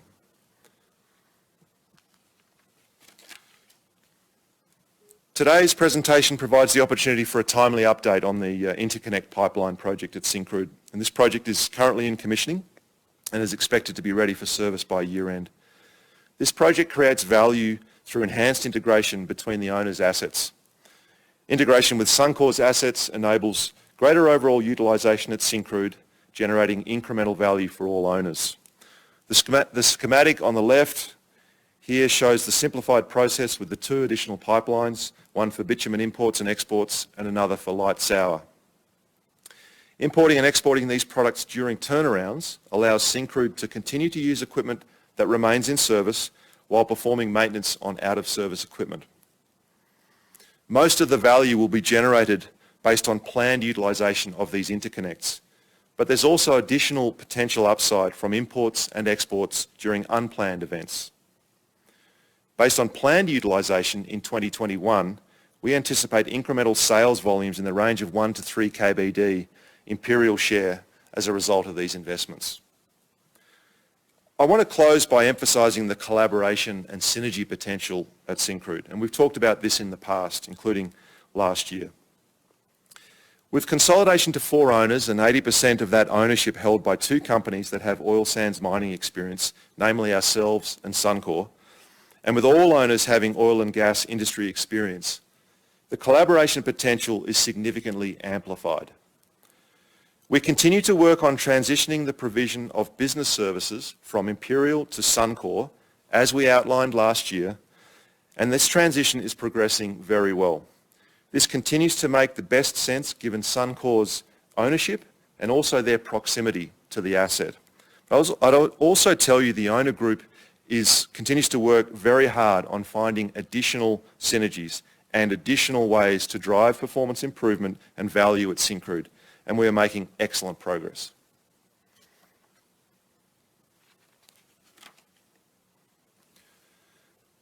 I'd like to switch gears near the end here and discuss our organic growth portfolio. And the message here is very simple. We have a large inventory of opportunities, including in situ developments like regulatory approved Aspen and positions in the Montney and Duvernay unconventional plays. And our strategic approach to this future development in the current environment is very clear. Our approach is for minimal investment while maintaining optionality to progress when it makes sense. For example, we are progressing small steps such as completing delineation programs at our Clark Creek resource this past winter. As we've discussed today, we are selectively progressing the most promising next generation in situ technologies with sufficient lead time to develop these resources in the future when the time is right. And in our unconventional plays, we have ramped down all development drilling and will continue to produce from our existing infrastructure, which is currently around 20 KOEBD. Aspen, of course, remains the first project off the shelf as ready to execute. However, major investment remains on hold, pending activities to further strengthen our base assets as per the plans I've laid out today, ongoing competitiveness with internal and external opportunities, and improvement in the general market conditions as we've discussed previously. The good news is that we have a wonderfully strong suite of base upstream assets to focus on, with exceptionally strong performance today and in combination with very attractive scope to drive value improvement looking forward. Now, before we go to break, I'd just like to repeat a few key messages from the upstream discussion this morning. First and foremost, we are focused on maximising value from our existing asset base and incremental efficient growth. We are growing volumes by 12% through 2025 and growing our cash generating capacity even more. Next, we're extremely encouraged by the performance of our Kearl asset, where volumes and cost improvement are outpacing our prior outlook. Technology and innovation, and especially digital, is a big part of our future. We're already seeing $150 million per year in incremental value driven out of our asset digital programs. Our capital plan is down significantly, reduced by over 40% in the 2020 to 2021 timeframe relative to last year's outlook, without sacrificing long-term value or flexibility. And finally, we have a large portfolio of high-return investments, both active and on hold, that are offering great leverage and optionality as we continue to pursue our vision of being the best-in-class producer, maximising cash flow. Now, that concludes my upstream comments, and I thank you for your valuable time. We are now going to take a 10-minute break. At the resumption of that 10-minute break, you'll be hearing from John Wetmore, our Vice President Downstream. Thank you very much. Okay, welcome back, everyone, and good morning. My name is John Wetmore. I'm the Vice President Downstream at Imperial. I hope you really enjoyed those videos. We showed it twice because we love it so much. We wanted to just highlight our special relationship with hockey that we've had for many years. It's really the foundation of how we approach our retail customers. And the Esso logo is directly linked to hockey in many communities across Canada. So we'll continue to build on that platform to reach our consumers and help them understand how much we value that sponsorship and community support. So what I'll do today is describe a few key attributes of our downstream business. And you'll find my slides today are really driven around some foundational explanations of the downstream and where we get value from it as Imperial Oil. We're fortunate to have some of the best downstream assets in Canada and the best sales portfolios as well. We've really been able to match or outperform other integrated companies' downstream earnings results for many years as a result of those assets. Our 3 refineries are amongst the largest in Canada and most complex. And we'll show you later that they have industry-leading cost performance and operational performance. Imperial has some of the best midstream logistics in the industry as well. Our pipeline networks cross Canada coast to coast, and they provide us with key crude access and access to all the major fuels markets. Our terminals are located in high demand centers, and they're some of the largest, most flexible rail and truck loading facilities anywhere in the country. The suite of products that we sell is very well configured to the Canadian market, and we participate in all major sales channels across the country. We sell branded gasoline into urban centers. We sell diesel into large industrial sectors such as mining, agriculture, rail, and we provide an industry-leading additized diesel offer called Diesel Efficient, which provides significant mileage and emissions benefits. We sell jet fuel at all major airports in Canada, and we sell differentiated asphalt products that cover the entire northern tier of North America. The two brands that we have, Esso and Mobil, and you saw them in the ad, they're instantly recognizable to consumers in Canada. They carry the strongest loyalty program in Canada called PC Optimum. And that loyalty program touches 70% of all households in Canada. The strength of our retail offer allows us to anchor long-term branded wholesale agreements. And they're with some of the world's best retailers of gasoline, 7-Eleven, Couche-Tard, to name a couple. Furthermore, we produce and sell branded lubricants right across Canada. And those go into auto manufacturers, into industrial consumers, as well as right out to the retail sector with a lot of loyal shoppers for Mobil 1. And finally, all of this works together as a finely tuned network to bring together a #1 market share in Canada in key segments. We are the #1 market share leader in retail fuel and gasoline. We're the #1 market share in jet fuel sales to airports, and we're the #1 in asphalt sold in Canada. So on this chart, I just wanted to cover a bit around downstream cash generation and explain how the business has been resilient in recent years. On the left side, you'll see the cash flow generation for the downstream. The periods of time that we've covered here have covered both high and low crude price windows. They've covered high and low windows of product demand. There's been a tremendous amount of regulatory change during this period of time. And there's been changes in the consumer habits from industrial sectors all the way out to retail consumer habits changing. And through all that set of diverse conditions, you can see how resilient the business is. It's offering about $1.5 billion of free cash flow in all those different scenarios. Now, we would say 2020 is certainly a bit of an aberration year, and I think that's a fair description. But even in this condition, you'll see that we're currently at about $500 million of free cash flow as of the third quarter of 2020. Now, on the right side, you'll see we wanted to give you a quick update as to where our fuels demands are in the COVID-19 flu pandemic. And I just wanted to offer that you can see that gasoline and diesel have largely recovered. Right now, jet fuel would be the one exception. It's about 40% of normal as of October. And we do expect that there'll be a multi-year recovery for jet fuel in the years to come. Right now, we're preparing that there may be, with the spread of COVID-19 and a second wave across the country, a bit of step back in the gasoline demand. We particularly expect that they may occur in Ontario and Quebec. But overall, regardless of the volatile recovery path that we see coming out of the COVID-19 period, we're confident that in 2021, the downstream business is going to continue to be a very reliable source of cash flow for Imperial. So just to comment a bit on the market environment, I'm going to spend a bit of time on this page just to describe what is unique about Canada, because there are some very interesting, unique aspects. Just starting in the top left, Canada obviously has a huge geographic expanse.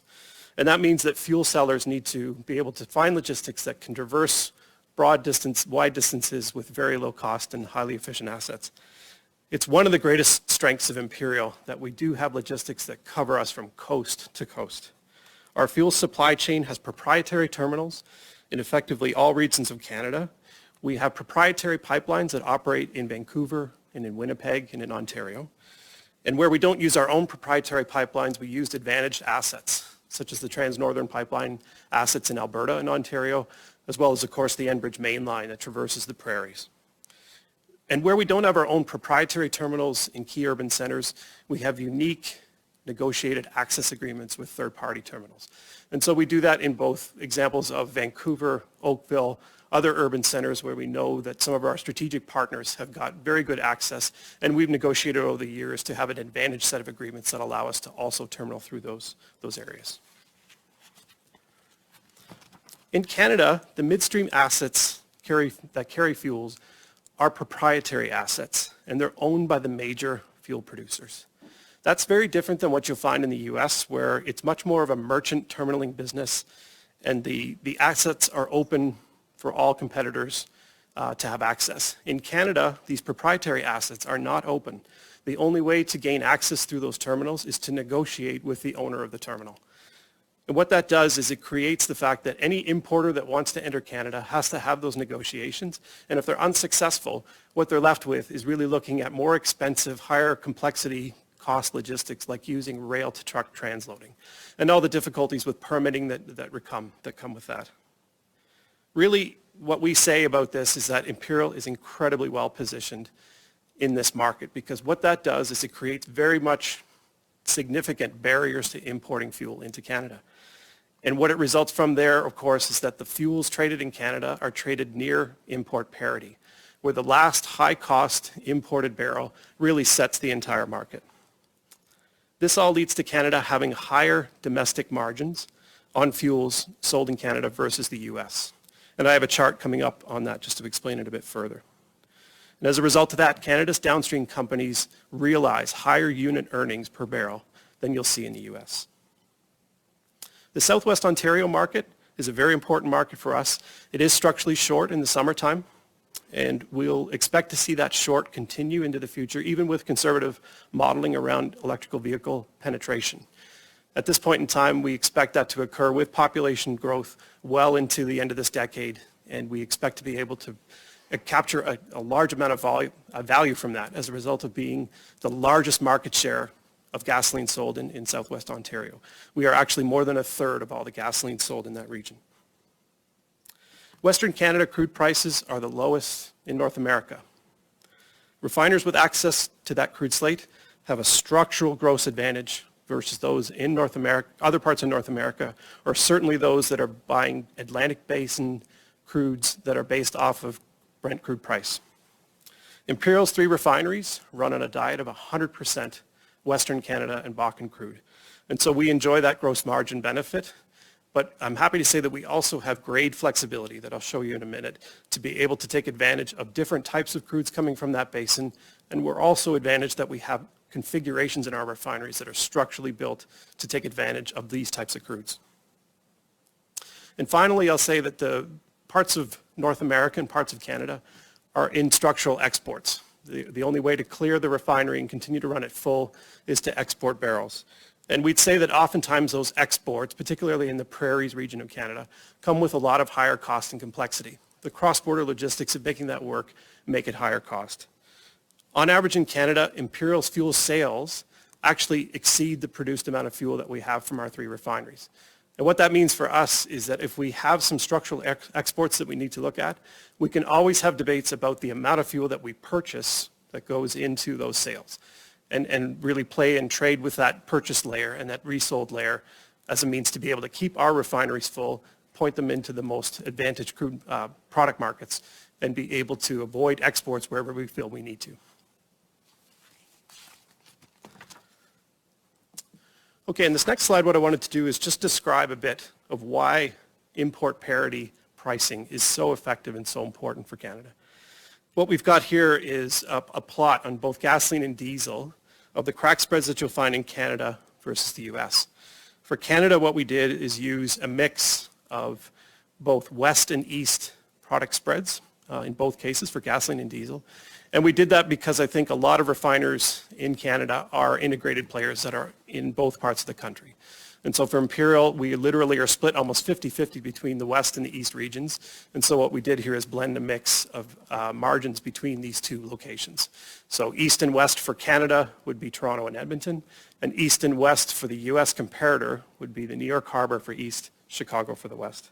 We used the same crude underneath all these assumptions, and I'll come back to that in a minute, but we did that just to keep things on an apples-to-apples basis. So what you can see from these two charts is that the crack spreads in Canada are stronger, structurally stronger than the US. And they've been that way for more than a decade. And had we plotted data further back in these charts, you would see that it was there in prior history as well.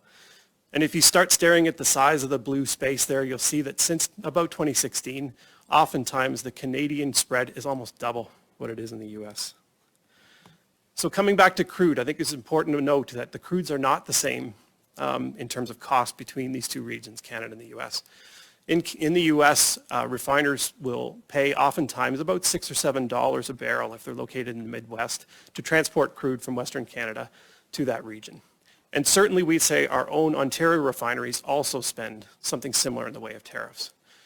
But just to point to Western Canada for a minute, our refinery in Edmonton, it's called Strathcona, it has a very, very low cost of crude transportation. As you can imagine, it's very close to the source of the crude. That advantage around Western Canadian refineries, because there's a group, really about a third of all refining capacities sits in this region. If you were to take that and apply it in a pro rata share against the charts that you see here, it would add another $2 to $3 a barrel for the Canadian advantage on average for Canada. So you can see that it's an incredibly lucrative market, really the best in North America. We're really pleased to have large assets that can take advantage of this value, and I'll describe that here on the next slide. So while I said that previously that that Imperial is Canada's largest refinery base, we're the largest refinery base in Canada, it's important to note that we would always say the largest isn't always the best. In this business, in order to beat competition, you need to have well-run facilities. They have to be the right configuration, and they need to be well-suited to serve the local market. And they need to demonstrate cost leadership. And when I'd say cost leadership, what's important to note here is that costs in this case are not just about trying to improve shareholder returns, which of course are very important. In this business, if you're not a cost leader, oftentimes it'll mean the difference between winning or losing a sales contract. In Canada, we are cost leaders in this business, and you'll see that from the chart. What's plotted here are the Solomon surveys that, in this case 2018, but we've been participating in Solomon surveys for refining for many decades. And I'll offer that in the 1980s and 90s, we would have had periods of time where the results coming from Solomon were not favorable to us. They would have pointed at us and said that there are certain aspects of your business and certain equipment reliability issues that are causing you to be uncompetitive. And that was a decision underneath part of how we landed on a choice to divest our Dartmouth refinery and eventually turn it into a fuels terminal. But I'm happy to say that as of 2018, with 99 refineries in the survey from Solomon in that year, you can see the results on the page. We are cost leaders in this business on a total cost basis. And further, we're cost leaders when you start to deduct the energy cost, which again will have commodity prices of energy in it. And so we sometimes like to show it that way.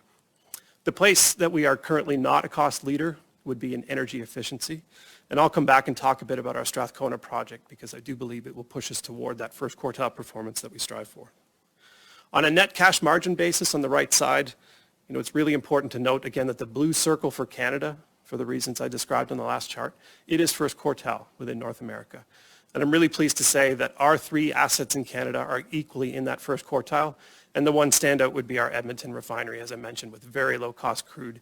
It is at the very top of that net cash margin list.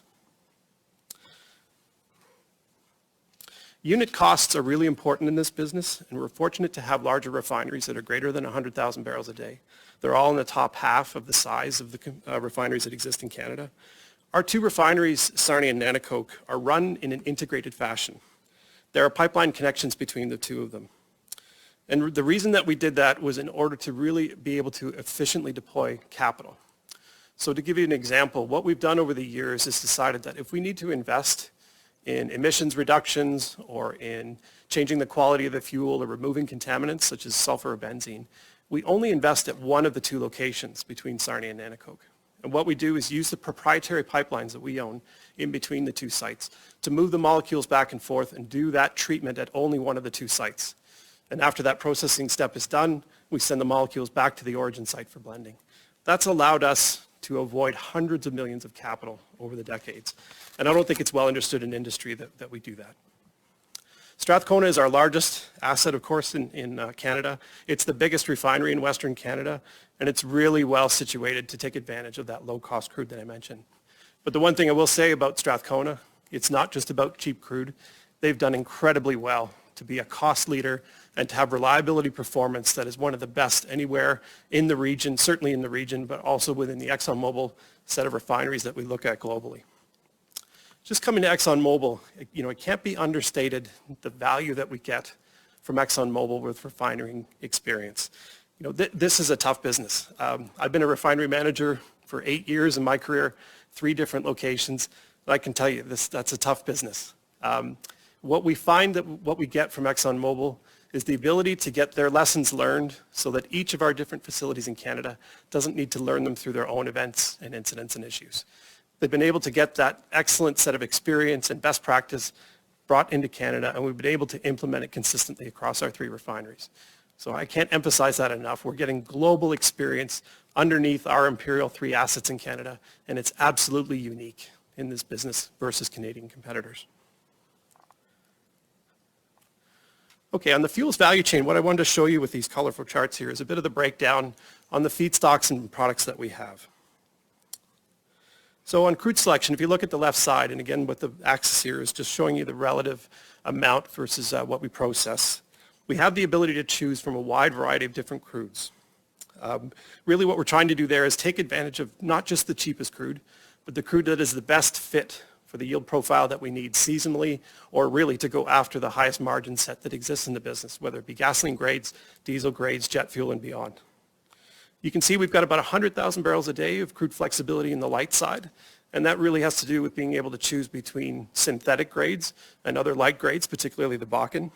And at the bottom end, you can see we've got about 50,000 barrels a day of heavy crude flexibility. There again, being able to play the ratio of heavy crudes against others and being able to choose those that are good for asphalt production, heavy fuel oil, or marine fuels. On the next bar, you can kind of see the breakdown of how we have our product slate built. And the shaded areas in here, or hatched areas, are really meant to show you the flexibility we have in being able to choose different products coming out of the refinery. There's not limitless flexibility in this space. The hardware can only go so far, but we're really pleased to say that we have the flexibility where it counts. And one item that, of course, came up in 2020 is that as the jet fuel market really did collapse under COVID-19, you can see that the entire jet area for us is a flexible area. We've been able to unmake all the jet that we need to and to have that put into higher value diesel sales and not have quality giveaway as we do that. So lots of really powerful flexibility there. And on the right-hand side, you can see again Imperial's branded presence. Esso and Mobil are very recognizable brands in the chain. They're there under the retail blue bar that you see at the right. That business has brought us a lot of profitability over the years, and we've been able to use it to secure some very long-term outlets into the retail business. Often our contracts in the retail space are greater than 10 years, and we have more than just a simple supply relationship there. What we have is a brand value premium that we ask our customers to pay for in exchange for all the loyalty program that we help build with them, the promotion, the advertising campaigns, the card offers, and everything that comes with a really important, capable retail presence. Okay, just to talk a little bit about the different products that we sell. Again, I'm going to start a bit with retail, just to hit the space again.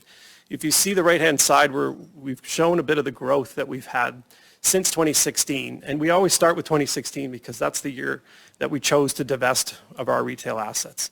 Big change in the industry. I think a lot of people looked at it and said, well, time will tell if that was a good choice to make. I'm really pleased to say that we are incredibly happy with that change. When we did it at the time, it was built around the premise that branded wholesalers, being some of the world's most capable retailers, as I mentioned, Couche-Tard, 7-Eleven, Parkland, they are very, very capable at their business and they're specialists. And our view was we wanted to avoid some of the capital upkeep and maintenance that we had to do across those retail assets, but still enjoy the value premium that comes with retail sales. So a cake and eat it too strategy that certainly we had. I'm really pleased to say that since 2016, we've been able to grow our branded sales by 20%. We've been able to grow a steady rate of profits through that period. And we've now been able to capture the #1 market share in retail gasoline sold in Canada. So truth be told, we are very pleased with that approach, and we're very confident that the branded wholesaler method of business is the right one for us. On the lubricant side, it's not a part of the business that we talk about very much. We've got some very important brands that are recognized as leaders in this business, Mobil 1, Delvac, SHC, and so on. We've got a really well-trained sales force that are customer intimate in this space, and you need that to sell lubricants in Canada. There's lots of cold weather applications with heavy-duty machinery. You need to know your customers incredibly well. We've got a field engineering team that sit with customers and help them troubleshoot applications. And then we also have a Sarnia research facility that helps take applications in heavy equipment and look at not just lubricants, but greases and waxes as well, and really be able to look at how does the customer get the maximum value from the lubricant or the grease and be able to extend the life of that equipment. So it's a tremendous advantage that only we have in Canada. In asphalt, we're the largest producer in Canada, and we produce asphalt at 2 of our 3 facilities. We take advantage of the fact that Cold Lake crude, as our equity crude, is recognized as one of, if not the best asphaltic crude available in North America. So the yield of asphalt that comes with it is something that we take advantage from. But certainly we offer differentiated products that go into construction applications all across the northern part of North America. The one thing I'll say about this is we're incredibly happy about the ability to produce asphalt and not be completely exposed to heavy fuel oil. I know with IMO 2020 there was a lot of doom and gloom and worry about the HFO value, heavy fuel oil value that would be out there in the market. It hasn't been as bad as people thought, but I would say our asphalt business adds tens of millions of dollars of uplift versus being purely participating in heavy fuel oil across the residue coming from our 3 refineries. So very, very pleased to be in this space, and we're recognized as a leader in asphalt in Canada. So just a bit about downstream investments. What we wanted to do here is talk to you a little bit about where we invest and what areas do we see value in investing in. You'll see on the graph on the left that we're planning to spend about $400 million a year in CapEx. And that's lower than the forecast from last year. You can see the dots on the page, the fact that we're lower. I would say that we are confident that those reduction steps come with non-regret. We have paced out some of the projects that we expected to be able to do early in the window here in 21 and 22. We don't have regret over that pacing. In some cases, it was there to capture margins that we thought would be there in 21 and 22, and now we know that COVID-19 will have an impact on some of that recovery. And so we're pleased to say that there isn't regret around the deferral of some of these projects. And the other thing I'll say is that some of the savings underneath the diamonds coming down to the blue bars here is us having really good success with negotiating with constructors about cost savings. And we've taken more than our fair share, entitled share, of cost reductions from the COVID-19 impacts on the broader construction industry. Logistics are absolutely key to this business, and they're very key and strategic to us as well. We're spending $400 million to replace a segment of our Sarnia products pipeline in Ontario. It runs through a very dense part of Ontario between Hamilton, Mississauga, and Toronto, and I'll describe that further in an upcoming slide. But other logistics spend that we're spending on is rail, unloading and loading capacity in Western Canada. And we're looking to expand our reach into both gasoline and diesel markets with rail infrastructure across the country. Other investments that we've got planned include biofuel blending to meet the new Canadian Clean Fuel Standard, as well as other provincial mandates for biofuel. But we're also going past compliance layers to go into opportunistic biofuel sales. And we do have some investments that are planned along that run, as well as energy efficiency investments across 22 to 24. So in the next 3 slides, what I thought I'd do is just walk you through 2 or 3 examples of where we are investing in this period of time. Strathcona Cogen is actually an example of a completed project. So this one is up and running. We've spent $200 million for a 41 megawatt facility, as you see there. We've been able to install cogeneration. If you know what that is, it's really about running a gas turbine to produce electricity and then capturing the waste heat from the turbine to produce steam. And as we do that, we've been able to capture 75 to 80% of the refinery's electrical demands, as well as about 50% of the steam required to run the Strathcona refinery. And that allows us to retire some older, expensive boilers that we have at the site. It saves 112,000 tons a year of CO2. As you can see, it's a really important contribution to Alberta's climate goals. And as Teresa mentioned previously, Imperial now sits with an installed capacity of 600 megawatts of cogeneration. So really, we're a leader in this space right across the country. On Sarnia Products Pipeline, again, as I mentioned, it's a $400 million investment. It's a fairly short run of pipe, if you will, here from an area called Waterdown in Ontario right into Toronto. The challenges we have, of course, is this is basically the most densely populated part of the entire country. We need to do this because we want to secure that important Toronto market for us. It's a very core market, as I mentioned, with more than a third of all the gasoline sold being Imperials. And really what we've been working on in the last couple of years is in order to get all the right-of-way and pipeline permits set up. So we're very pleased to see that once this project is up and running and commissioned, we'll be able to realize some cost savings. Because what's happened with the pipeline in the interim is that as it approaches an end-of-life condition, we've been managing the pressure envelope in the pipeline to manage its safety, proactively doing that, which is exactly the right thing to do. And so when the new pipe comes back on with full pressure capability and as well as some debottlenecking capability, we expect to realize some very significant savings. The Edmonton Rail Terminal is an interesting asset for us, and I know we'll probably get some questions at the end around this one. You know, a quick refresher on what this is. It's really our alternative logistic to get crude to market. We knew coming into 2015 that we would see some periods of time, maybe not sustained, but we'd see periods of time when pipeline capacity leaving Alberta would be constrained. So that's our primary strategic interest in it, is to provide that secondary outlet. Now, its design and its location and the supply chain that's connected to it is the most cost-efficient and effective crude by rail facility that exists anywhere in Canada. And we're very confident when we say that. It really has the advantage of being integrated with our parent, with our majority shareholder ExxonMobil, in the way that they've been able to help us establish some advantage offtake agreements across more than 5 different terminals in the U.S. so that we're not beholden to one location. We can choose to take the crude by rail to multiple dispositions and add value. The other thing that we do with ExxonMobil is manage a fleet of rail cars for this facility. To give you a sense that, you know, the current rail car count that we've got for this facility is about 4,000 rail cars. But ExxonMobil have access to more than double that in terms of rail cars that can be fit in fungible services.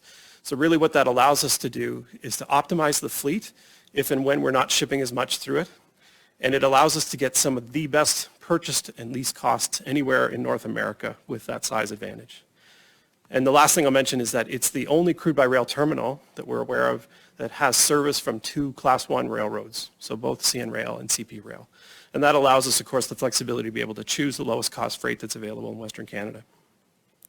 So as I mentioned, or as it's been mentioned in the past, I think you've seen the amount of volume going through the terminal has been lower recently, and you can see that in the short chart there at the bottom. Really what we've said is a lot of that's driven by the economics underneath crude by rail. Oftentimes the industry will say that it needs somewhere in the range of $12 to $15 a barrel in what's called price arbitrage. Arbitrage being the point of origin and the point of destination, in this case Edmonton or Hardisty versus the U.S. sales point. And that arbitrage number has shrunk to less than $10 for a good portion of 2020 and certainly back into 2019. But in periods of time where it has been open arbitrage, we've been able to ship successfully through the terminal. So we're very pleased to have test run it up to as much as 160,000 barrels a day versus its 210,000 barrel a day limit. And we're looking forward to seeing some of those arbitrage numbers potentially reopen in 21 or 22. In times when it's not running full, we've been able to market the space and sell some of the space for ERT to be able to recover the costs of operating the terminal. So overall, we're happy that we've got the flexibility to use it and to be able to manage the cost envelope of what we have there while we're waiting to see the utilization increase. On this page, you're going to see a lot of information, and it's sort of a very busy chart, but it's busy on purpose. The point we're trying to make with this is that Imperial's business covers the country from coast to coast. We are effectively operating in every corner of Canada. So just to walk through some of the logos and the information that's here, the site or the map does show you where the retail site counts are for each province and the numbers, and the total is 2,100 for us across the country, again for both Esso and Mobil. These sites, again, are operated by others and they're owned by others, but they are highly proficient retailers, globally recognized, and we work with them to provide that loyalty program, the card offer, the growth expectations around what we expect to see in the way of volume growth, as well as advertising and promotion campaigns. We have access to more than 40 terminals across Canada, 21 of which are our own proprietary terminals. They're shown with little red tanker truck symbols here. The rest are with agreements with third parties, and they're strategic partners that we have. We sell through 14 large airports across Canada. And as also we sell the truck transport into the truck transport business with more than 160 commercial card lock locations clustered along highway corridors. We have 23 Esso branded resellers across Canada. And this is probably what I'll call the most important part of our commercial business. These are folks that have built up small, medium-sized businesses that are experts in their local market. And they sell everything under our envelope. So they're selling everything from lubricants to heating oil to diesel to fuel management services.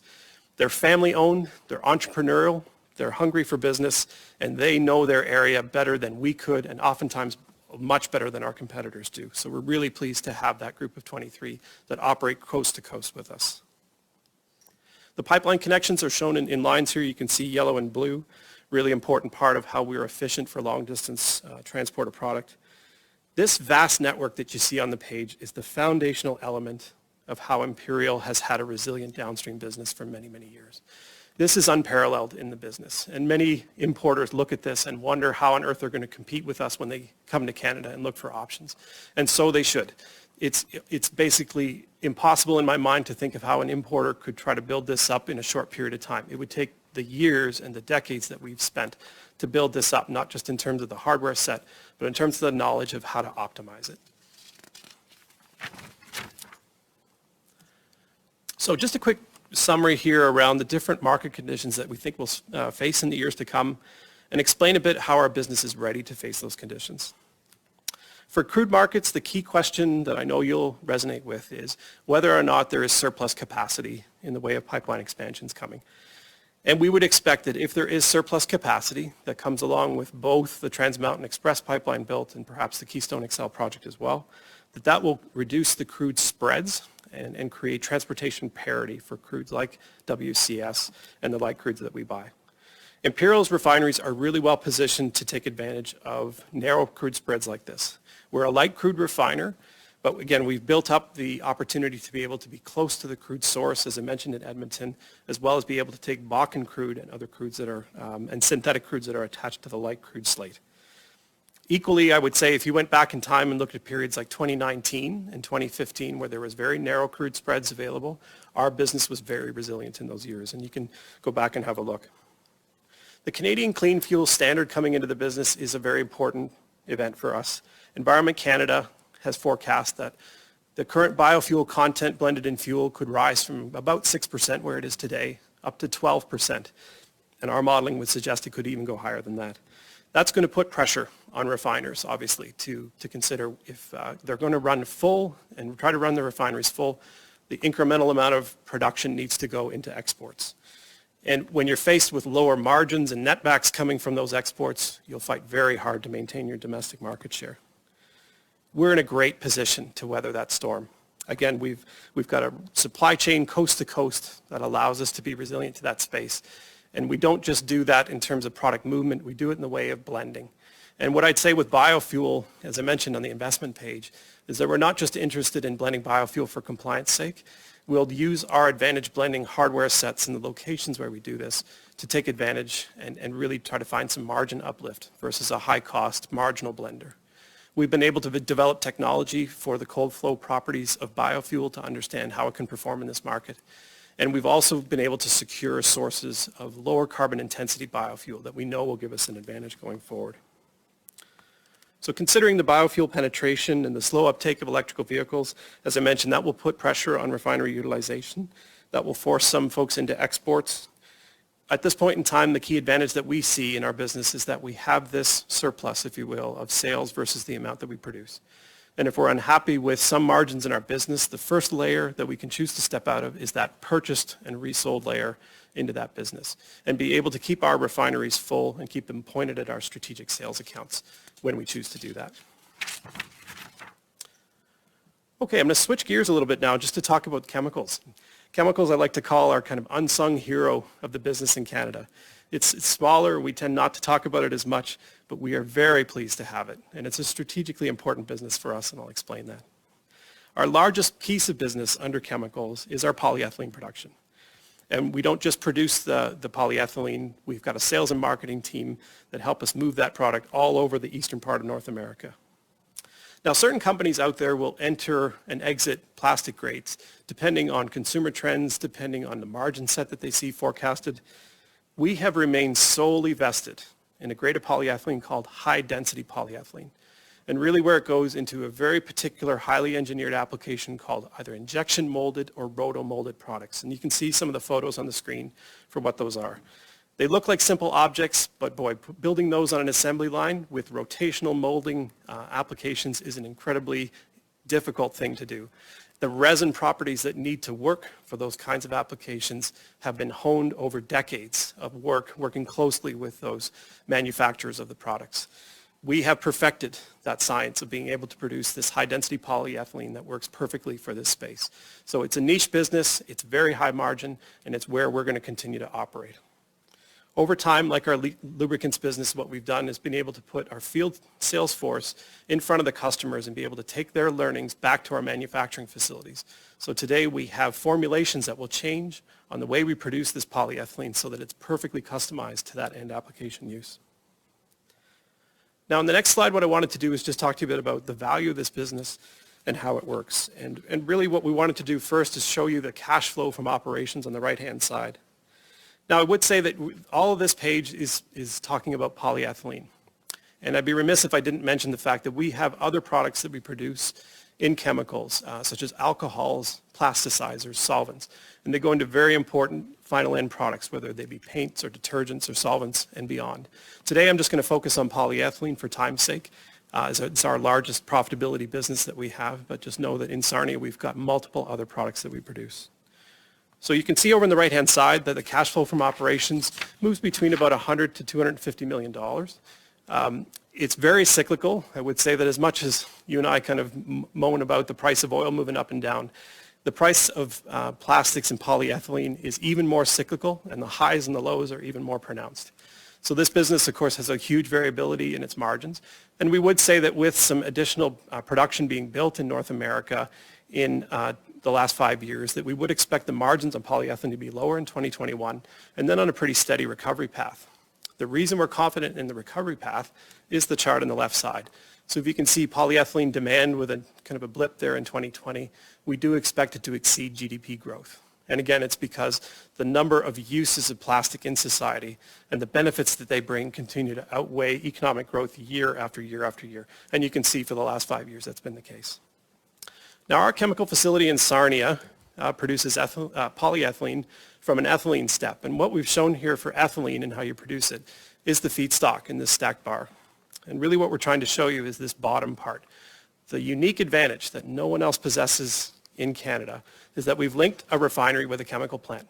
And we take the refinery off gases to make up about a third or more of all the feed to make ethylene. That provides us with about a $10 million a year advantage versus buying ethane or propane to feed that ethylene production step. So it's a really important part of the business that we like to protect. And the great part about not just using the refinery's integration into the chemical plant with this stream is that we've really been able to combine a lot of other services to run the refinery and the chemical plant together. The management teams are combined, the maintenance services are combined, the support services are all put together into one common team. So we've saved more than a third of total op cost, unit op cost, as a result of combining the refinery and the chem plant versus what would exist if it were a standalone chemical plant in another part of the country. So with that integration, we're very confident that this business is resilient going forward, and it will recover and track growing polyethylene demand. And again, we're very pleased to be in this niche, specialized business that's added so much value over the years. Okay, so just for summary then, what I wanted to do is just talk about the key advantages that we have in this market.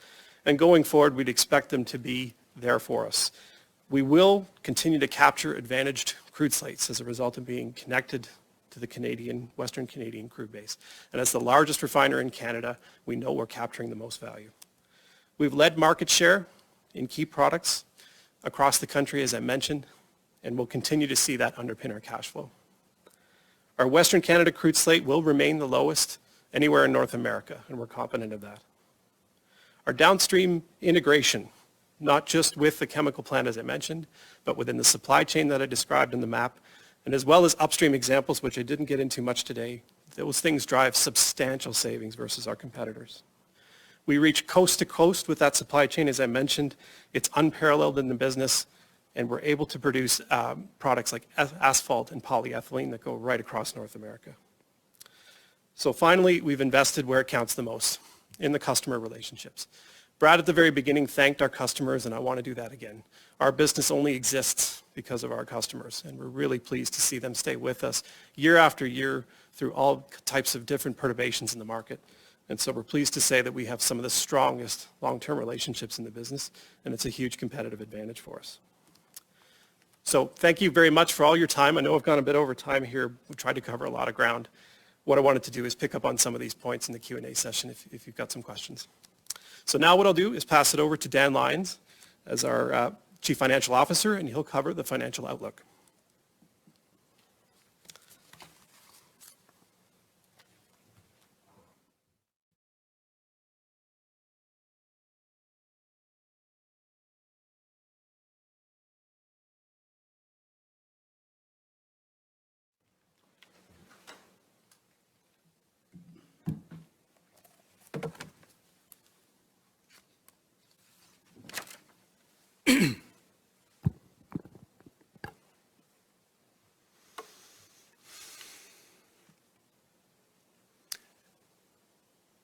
Good morning and good afternoon to folks out east. I'm going to start my presentation here, just kind of describing our financial profile as I see it, some of the key financial characteristics of Imperial. We have an integrated, balanced business model, as I think you've heard through the prior presentations. We have growing production, long life assets, as Simon talked about. As John just covered, advantaged refining. We're a leading fuels marketer. We have integrated logistics, tying all that together. And we have an attractive chemical business, as John called it, I think the unsung hero. And its ability to make positive cash and earnings even at a low point in the commodity cycle.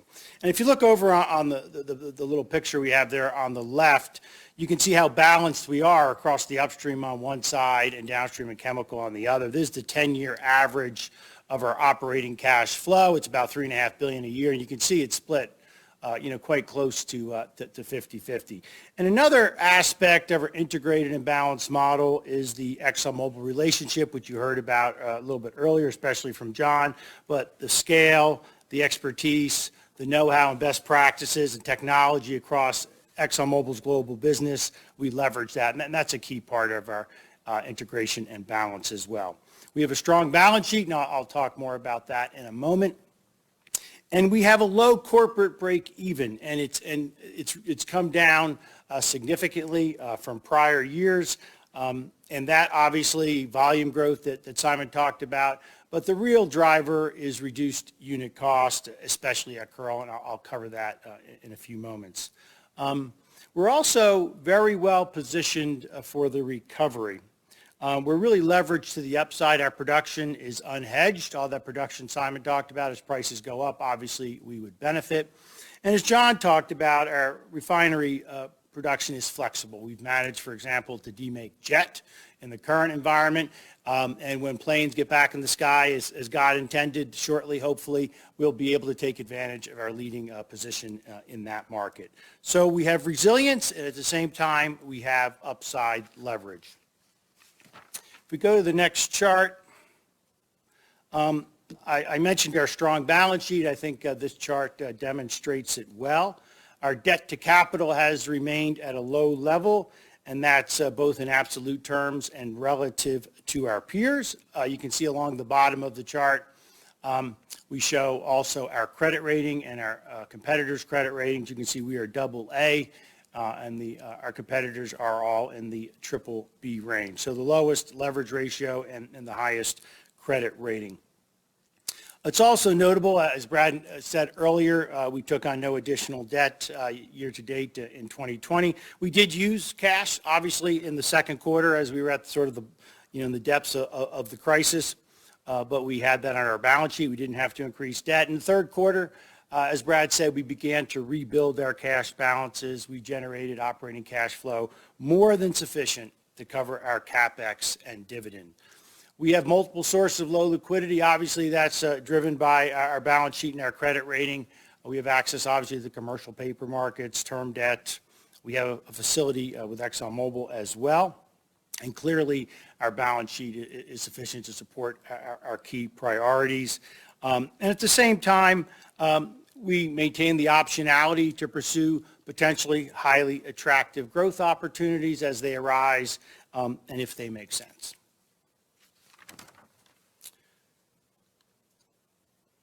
So on this chart, I'll talk more specifically about how we think about capital allocation and what our priorities are. It starts with a reliable and growing dividend. We've been paying a dividend for over 100 years, and we've increased it each of the last 26 years. And if you look at the graphic, you can see that our rate of increase of the dividend has picked up over the last number of years. And this remains a key priority for us. We want to maintain a strong balance sheet. We're happy with the low debt level that we have. We're not looking to reduce debt from that low level. And at the same time, our base plans, as I'll cover shortly, show us generating significant surplus cash. So we don't have any current plans to increase our debt either. Obviously, along with the dividend, sustaining capital is a key priority to support our business. And once we've taken care of the dividend, sustaining capital, then we look at select investments in existing assets. And you've heard about those low-cost, high-return debottlenecks that Simon talked about in particular. In our plans, I'll cover in a few moments, we have about $200 to $300 million allocated for those very high-return investments. After that, then we look at returning cash to shareholders. The surplus cash, we look at returning it through share buybacks. That's been our historical go-to. I think it's still our go-to, but we'll look at other methods as well as that surplus cash arises. And at the same time, obviously, we'll look at truly highly attractive growth opportunities. And these could be organic or inorganic. There's a fairly high hurdle rate. They have to be truly accretive and very attractive. So let me talk specifically about our capital expenditure outlook on a corporate basis. You saw a piece of this from both John and Simon, and the chart, on the left we show in the dark blue our historical average from 15 to 19. The light blue bars are our forecast, and the 20, and the one on the far right is the average from 20 to 24, and the red diamonds are our last year's outlook at Investor Day. So a few points. Our 2021 target for CapEx is $1.2 billion. Obviously, as you can see, the diamonds versus the top of those blue bars, our plan is lower than it was last year. In fact, the 5-year average is down about 30% from the prior view. Sustaining capital over this period averages about $1.1 billion. It includes some larger one-time investments that Simon talked about, the Mildred Lake extension at Syncrude, as well as the Kearl Tailings Project. In fact, in 22 to 24, you see those bars come up a bit, about 250 to 300 million in each of those years just relates to those two projects. As in the past, about 70% of our sustaining capital is in the upstream. And you can see growth capital relatively moderate in our outlook, 200 to 300 million a year, and this is focused on enhancing existing assets, those debottlenecks and things we talked about. And the biggest pieces of it are the Grand Rapids project Simon talked about, as well as a series of projects, the Kearl pathway to 280. So I'll go on to the next page, and I will talk about our corporate break-even, which I said has come down rather nicely. This is a real strong story for us. Our efforts to reduce unit costs, especially at Kearl, are really paying off in these lower break-even numbers. Obviously, there's a volume aspect too, but largely it's really a cost-focused, a unit cost-focused story. These numbers are in U.S. dollars, WTI, and I'll just walk down the chart from top to bottom. The first bar at $27 is our cash flow break-even for cash from operating activities. So above $27, we'd expect to have positive cash from operating activities. The next bar at $33, we can cover our cash from operating activities can cover our sustaining capital. And at $36, we anticipate being able to cover both our sustaining capital and our current dividend. So this is really strong progress, and we're quite proud of this. I will make a note because I think it's a question you'll have. Obviously, this is a corporate break-even, so it includes downstream and chemical cash flow as well. And over this period, on average, we have about $1.5 billion of cash flow from chemicals and the downstream. It starts lower and picks up during the period, but it's about $1.5 billion on average, which I think is quite reasonable when you look at 2019, where we had about $2.1 billion, a little bit over that actually from those two businesses. But the real story here, the real impact on these break-evens is the work we've done to reduce unit cash OPEX and make ourselves more resilient to lower prices. But as I'll show on the next page, we also have substantial leverage to higher prices.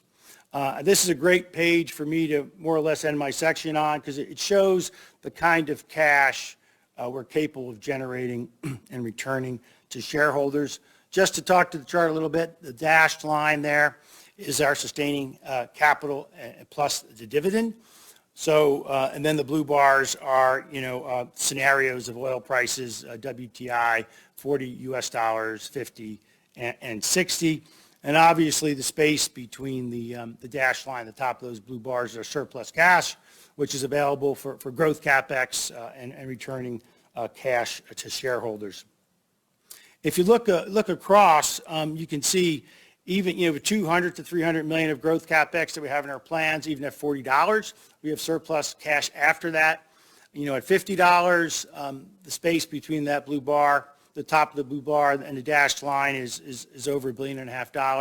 And at 60, it goes to about $2.5 billion. And one thing maybe folks don't realize, we have a competitive royalty structure. For example, at Kearl, even at $60, our royalty rate is less than 5%. So as prices go up, we really benefit as a company from that upside. So as I've shown on the prior chart, we reduced our corporate break-evens. We're resilient on the downside. We can cover our dividend sustaining capital at $36 WTI, and we have an awful lot of leverage to the upside.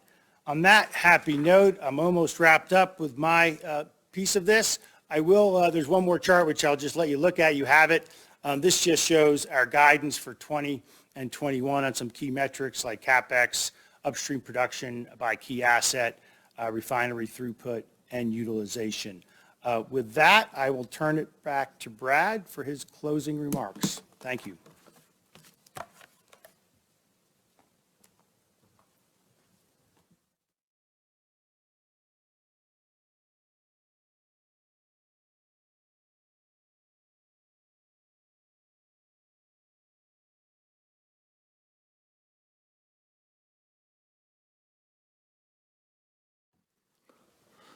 All right. Well, thanks, Dan. And I'm back. I hope you found the morning informative and insightful. And I especially hope you enjoyed the hockey video. Quite honestly, it brings me just pride and inspiration every time I watch that. And it's really how I feel about the company. As we wrap up, I want to take just a moment to highlight some of the key messages from the last couple of hours. I will start by reiterating our commitment as a management team and a company to deliver maximum shareholder value. And we're confident that we have the strategy to deliver this assets. And so it is important that any decisions we make are made with that in mind, protecting their long-term productivity and value. And this is even more critical in a challenging environment such as we face right now.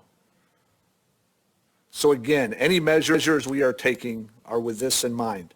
And our integrated nature allows us to benefit from significant synergies on many levels. You heard about that on several occasions this morning. Most people, when they think about integration, think on an upstream and a downstream basis. And that's certainly true, including for us.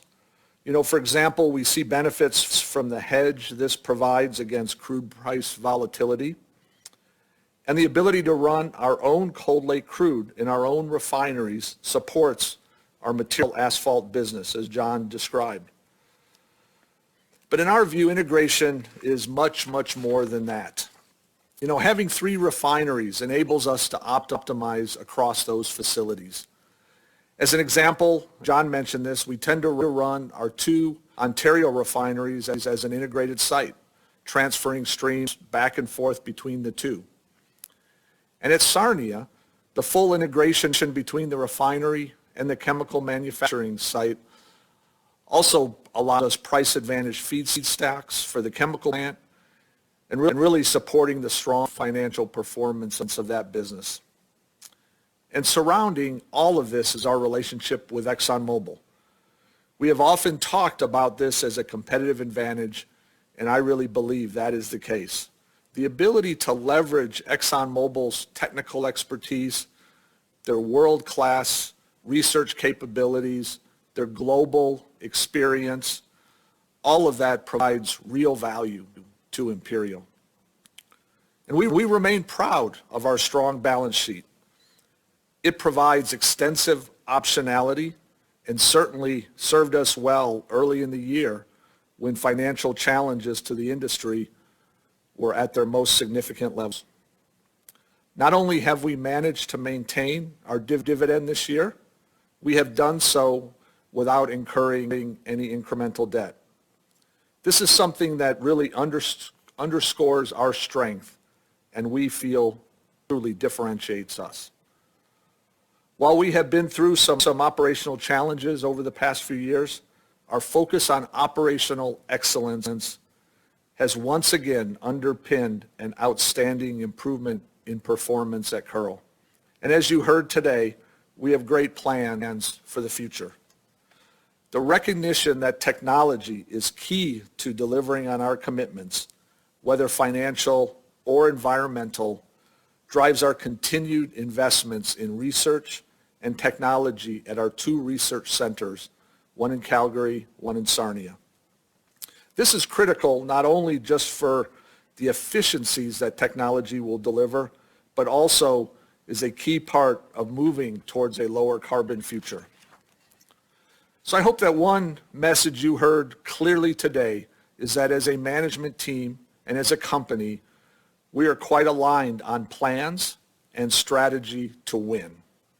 And ultimately, we believe our current focus on maximizing the value of our existing assets will drive significant cash flow in the near term.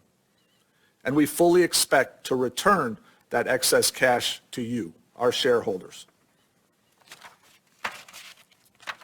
So let me just wrap up with this slide on our winning strategy.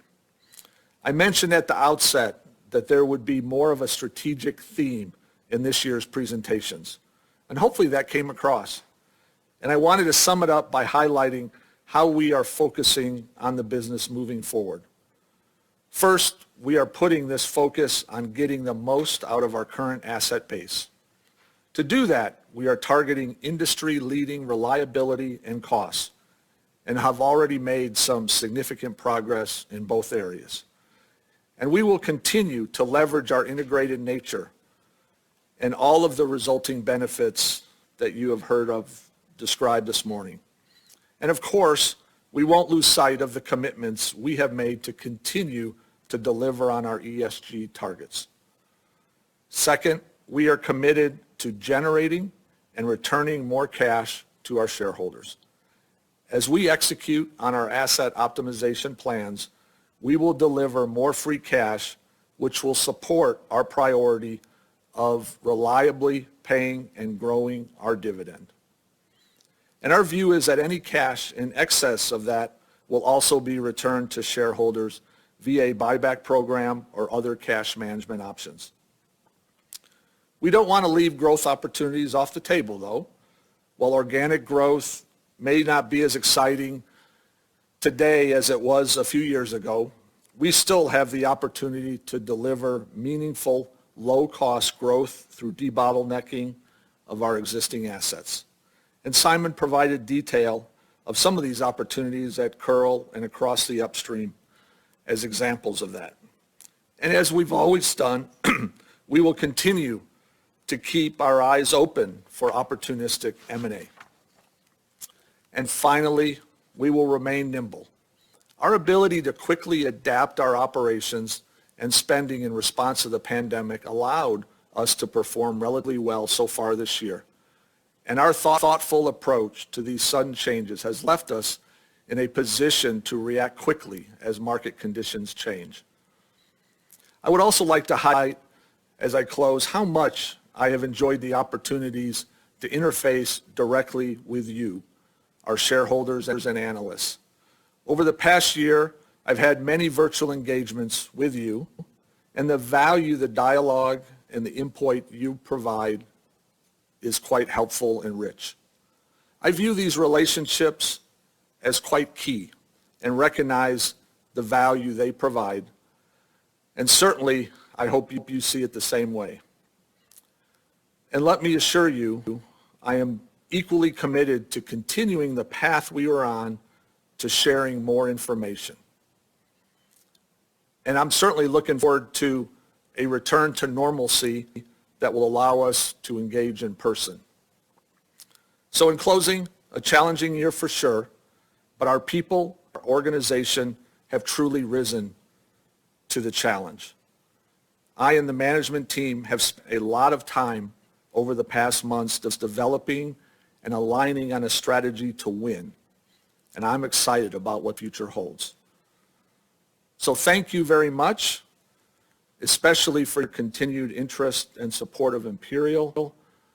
I wish you and your family and your loved ones continue to stay safe and healthy through the pandemic. And so with that, I think we're ready to move into the Q&A session. I'm actually going to move to my seat along the panel with the rest of the management team, and collectively, we look forward to your questions. Again, thank you very much. Thank you. Ladies and gentlemen, if you'd like to ask a question, you may do so by pressing star then 1 on your telephone. To withdraw your question, press the pound key. Again, that's star 1 to ask the question. Please stand by while we compile the Q&A roster. Our first question comes from the line of Matt Murphy with Tudor, Pickering, Holt. Your line is open. Hey, thanks. Good morning. It's just coming back to slide 13. You guys talk early in the presentation about a lack of investment by global industry in response, obviously, to the challenges this year and the opportunity it might present for industry over time. I guess tying that into your capital allocation priorities, where you, like many others, have growth capital at the bottom of the stack. My question is, if you approach allocation from return on capital lens and you see this growth, this gap, in investment putting an opportunity, I guess what's the right balance there in growth capital versus buying IMO shares that you guys have historically done in terms of the outer years, I guess, your present capital allocation? Yeah, thanks for that question, Matt. It is very much striking the right balance. You know, as you heard today, we've maintained a very strong focus on our sustaining capital, but we're being what I think is appropriately selective with our growth capital, especially in the current economic conditions. You know, we have the benefit of a very rich portfolio of growth opportunities, you know, from an organic standpoint, and we're going to continue to evaluate those on an annual basis to assess what is the right strategy, what's the appropriate level of investment, and the right pace to progress those. Again, in the current environment, we don't think it's appropriate to be focused on those. We would rather focus on our existing asset portfolio and really squeezing as much cash as possible out of them through these reliability and cost improvements that we discussed. But again, we've got that flexibility in the portfolio, and we're going to continue to make those judgments as we go forward. And then equally, I'll continue to look at M&A and see if there's something that, you know, provides a very unique, opportunistic situation for us. But in the short time, in the short term, I hope, everybody on the call heard loud and clear that we're very much focused on maximizing cash from the existing assets and returning that cash through a variety of means. Thank you, Matt. I appreciate the thoughts there, and I don't think anyone would disagree with the approach, particularly in the short term. If I may, in follow up, just I guess with Line 5 once again spotlight. We've talked a bit about today the flexibility and advantages of the Ontario refineries, for example. I was just wondering if you could remind us on the flexibility to manage feedstocks at those refineries in the context of those headlines, and maybe just general thinking on the path forward there for industry for Line 5. Thanks. Yeah, I think that's a really good question. I'm going to turn that over to John as it relates directly to our downstream refineries, and he can give you a very good perspective on that.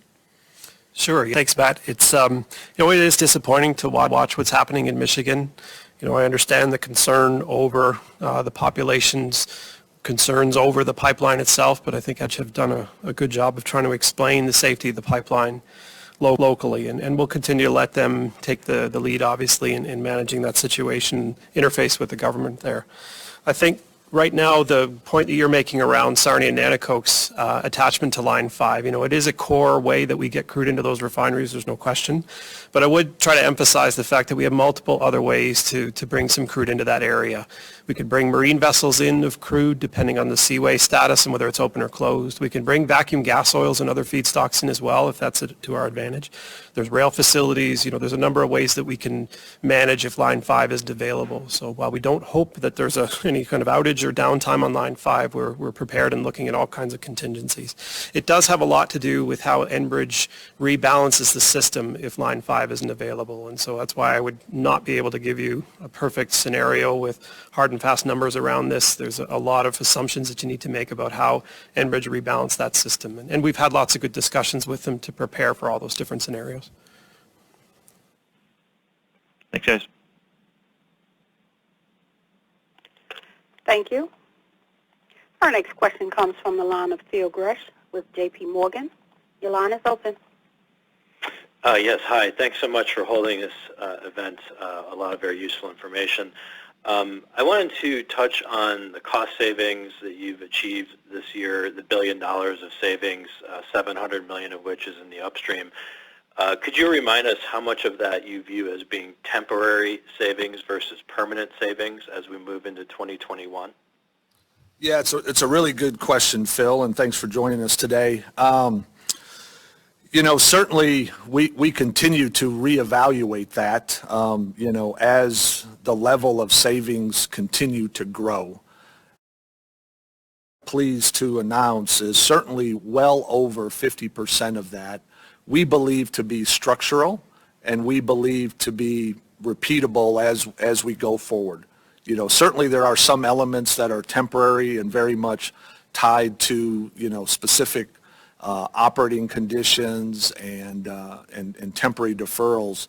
But again, a majority of it we view as structural. And, I think you saw that as an example with what Simon showed about the Curl unit cost and how we have continued to bring that unit cost down throughout the year, and we now have an objective to bring it even lower in future years. So I think that demonstrates, that we expect to capture most of that as we go forward. Okay, got it. Thank you. Just a follow-up question in terms of obviously the strong balance sheet that could be used in many different ways. How do you think about the right level of leverage here? And with respect to M&A, do you feel like the opportunities in the marketplace, the bid-ask spreads are reasonable, and versus, say, an organic project like Aspen, which you used to have on the board at one point, do you feel like M&A is a better option versus organic growth? Yeah, let me comment on that from two aspects, and then I'll give Dan the opportunity if he wants to add anything. First of all, from a leverage standpoint, as as Dan has commented in the past, relative to our peer group, we are under-levered, but we feel quite comfortable with the level that we're at today, and we think that gives us, further strength in our balance sheet, further strength in future opportunities, so we're quite comfortable with that. In terms of organic growth versus M&A, from my perspective, that's a case-by-case analysis. As I've said on multiple occasions, we very much have the aperture open and are looking for, unique opportunities. Having said that, there hasn't been anything yet that we've wanted to act on. And the good news is we don't need to. We do have this strong inventory of organic opportunities. And for right now, again, from a strategy standpoint, we're quite comfortable focusing on the existing assets with some smaller levels of growth in those assets that are high value. As we go forward, we're going to continue to weigh M&A opportunities against organic growth opportunities. And it'll come down to just an economic decision, what looks best both in the near term and the long term, just from a value standpoint, from a strategic fit standpoint, from a synergy, all those considerations. So with that, I don't know, Dan, anything you want to add about the balance sheet? Just to elaborate slightly, as I noted and as Brad said, we're not really looking to pay down debt. Returning cash to shareholders would be our priority given our low leverage level. To the extent at the right time, at the right price, with the right strategic fit, the right economics, opportunities come along, M&A or otherwise, we clearly have a balance sheet where we could quite quickly and at low cost borrow significant sums if that's what made sense. Okay, great. Thank you. Thank you. Our next question comes from the line of Greg Pardy with RBC Capital Markets. Your line is open. Yeah, thanks. Good afternoon, guys, and as well. Great session today. Couple of questions. I guess the first one is just with the upgrade in the capacity and production levels you're expecting at Kearl. Do you expect to be able to move all of that by pipe in 2021, or do you think that there may also be some reliance on rail? Yeah, thanks, Greg. I appreciate you joining us today, and good to hear your voice. As we look at that, again, it's going to come down to economics as to whether we move it via pipe or via rail. And I think John described, those considerations. But from a total capacity standpoint, we feel quite confident that we will be able to move all of those barrels. And I don't know, Simon, anything else you want to add? No, I don't think so, Brad. I think that sums it up. And I mean, if you think about what we've achieved this year, we've been at that level. I mentioned that we expect to be at 280 KBD for Kearl this quarter, and so far managing that outflow very capably. Okay, terrific. And then the second is it's a left field question, and it really has to do with the mobile rebranding. So obviously I've noticed those stations and so on.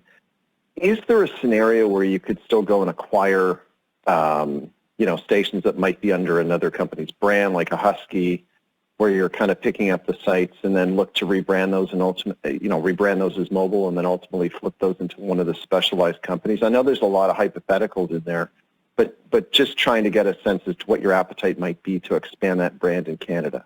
Yeah, thanks for that, Greg. And I think we have a history of some of that in the base case, but maybe I'll let John comment a little bit more about it. Sure, yeah, and that's a great question. I think what we've done, and we have looked at exactly those types of opportunities just recently, and really decided that the best approach for us, because we've had such a success with the branded wholesaler business, is if we wanted to get into an acquisition or a partnership like that, we would work with our BWs to get some of those assets and really put them under those brands. We could look at other brands, but we've had such material success with rebranding to Esso and Mobil that I would say 90+% that's the route we would go with any new stations being rebranded. But we would get equity support and have a partnership model, if you will, with our BWs under that. I don't think I see us currently going back into site ownership at this point in time. Again, just built on that success that we've seen since 2016. Now, we'll say, things can change. The business is very fluid. The retail space changes all the time.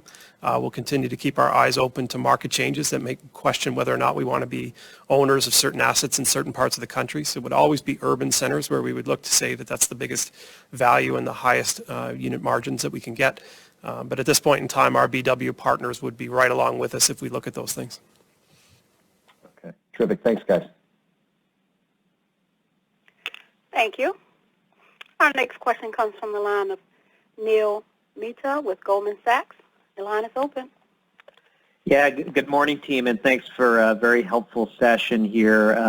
The first question was related to the Canadian oil macro, and would love your perspective on pipeline egress coming out of Western Canada, and how you're thinking about the timeline of important pipelines, whether it is Trans Mountain or Line 3, and I would think Keystone XL would be a little bit harder, but just how you're thinking about that, and then how that feeds into your view of WCS spreads as well. Yeah, thanks, Neil. I'll maybe start off with a few high-level thoughts, and then I'll turn over to John, our pipeline expert. First of all, from a macro standpoint, I would say, broadly, we've been quite encouraged by the construction progress that we've seen this year, especially relative to where we were at this time a year ago. We've seen material progress on Trans Mountain.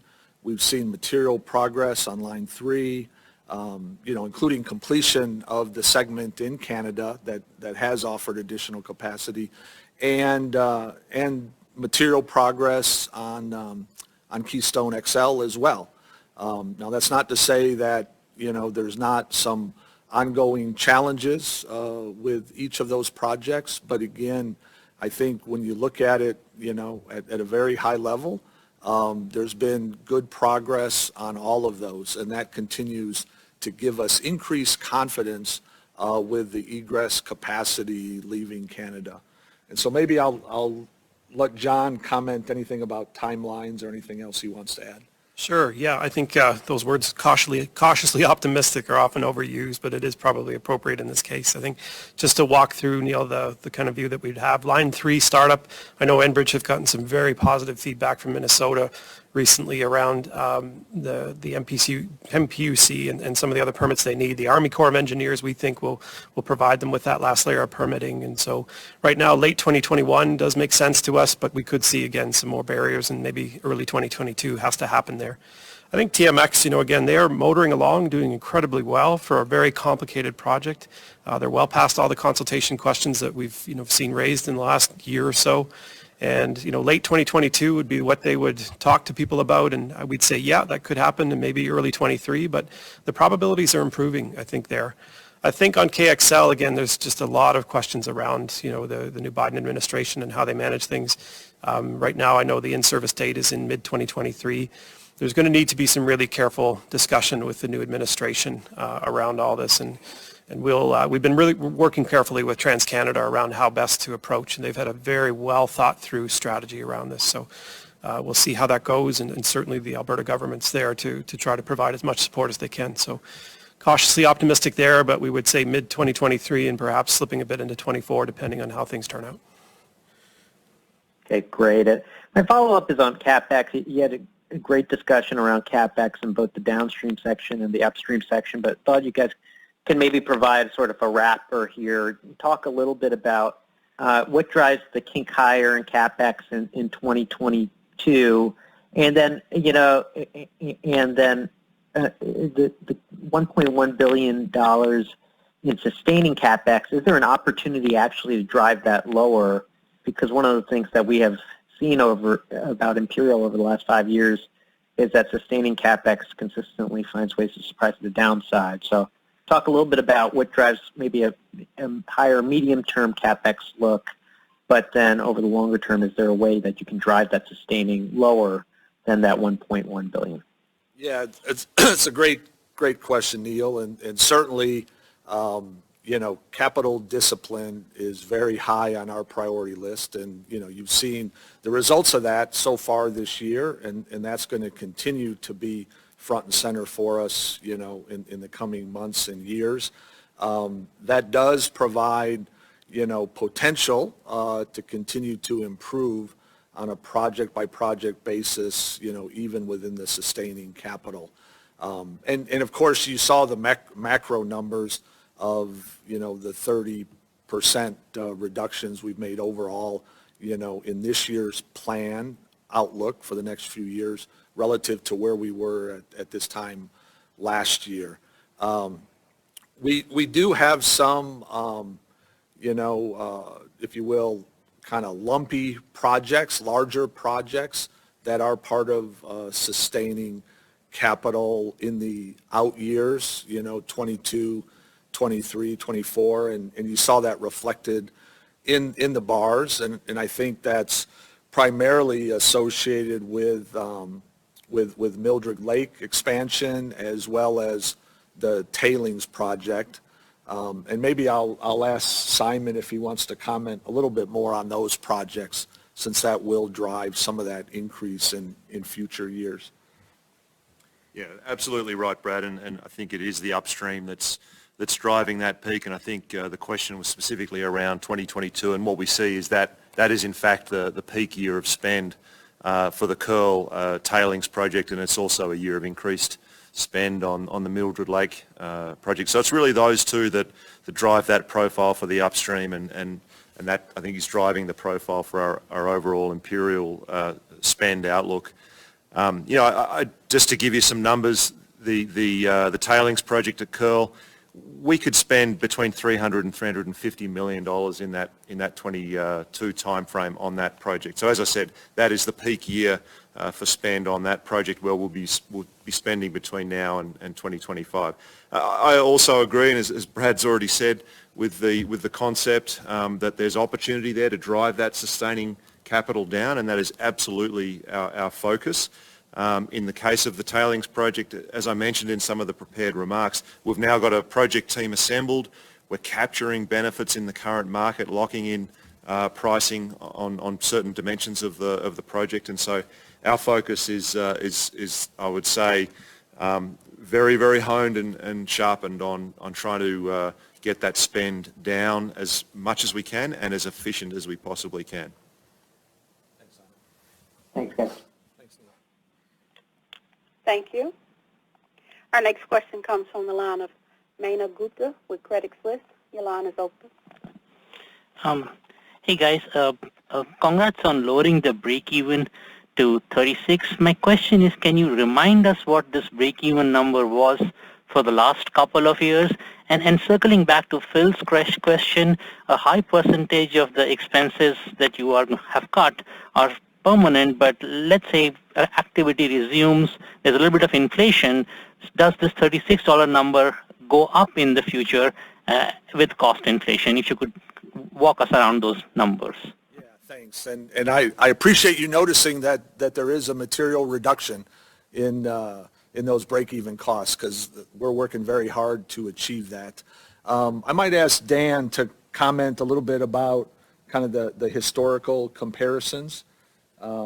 Sure. Yeah, thanks. Yeah, sure, Brad. We haven't done this detailed disclosure of break-evens historically, but we talked last year about a sort of a $40 WTI, so obviously the 36 is lower than that. And these are based on 5-year averages, 21 to 25, obviously forecast. And we do not see the break-even going up over the period. Obviously, there's always a challenge of inflation, but with our continued focus on reducing unit OPEX, we expect this to be our break-even roughly over the period. Quick follow-up is on Curl. We're seeing, the pathway to 280, and what I'm trying to understand here is, coming out of the turnaround, for a month, I think you were at 313. For the month of October, you were at 300. For fourth quarter, you are at 280. So I understand that's a particular quarter, but can you help us walk to what this pathway to 280 is? Because technically, you're already there. Well, I'm glad you're watching those volumes really closely, just like me. I'm watching them every day, and Simon knows that.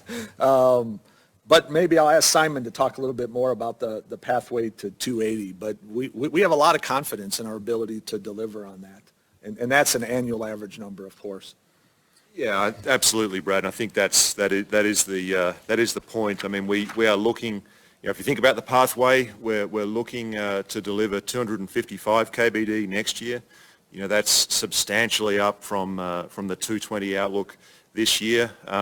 I agree certainly with the premise of the question. We're able to see, particularly this year and particularly in the fourth quarter, some really strong production, and that's underpinned by very, very strong reliability. Positioning the mine, the ore that we're mining at the particular time, exceptional recovery in the plant. When you look at an annual average, obviously we've got to do turnarounds. We'll do a turnaround on both plants next year. In 2022, we'll get to one plant per year. So that's a key step in the pathway. We'll get stronger productivity as we fully implement autonomous haul. I mentioned some debottlenecking opportunities that are part of that pathway. So really, it's the difference between what you see in a quarter and what you see over the annual averaged performance. But as Brad said, we're extremely encouraged and optimistic about the outlook for this asset. And I would just add, we're kind of blazing new ground here. We're experiencing record performance levels that we've never experienced in the past. And so as we gain more experience with that, we'll be better informed and in a more confident position to make, any further adjustments as we go forward. So I just encourage you to keep your eye on the plus at the back end of that 280 plus.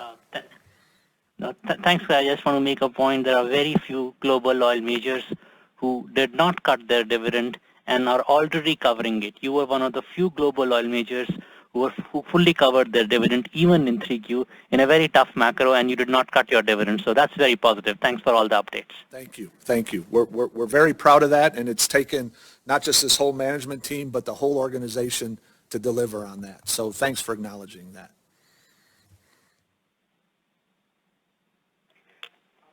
Thank you. Our next question comes from the line of Dennis Fong with CIBC World Markets. Your line is open.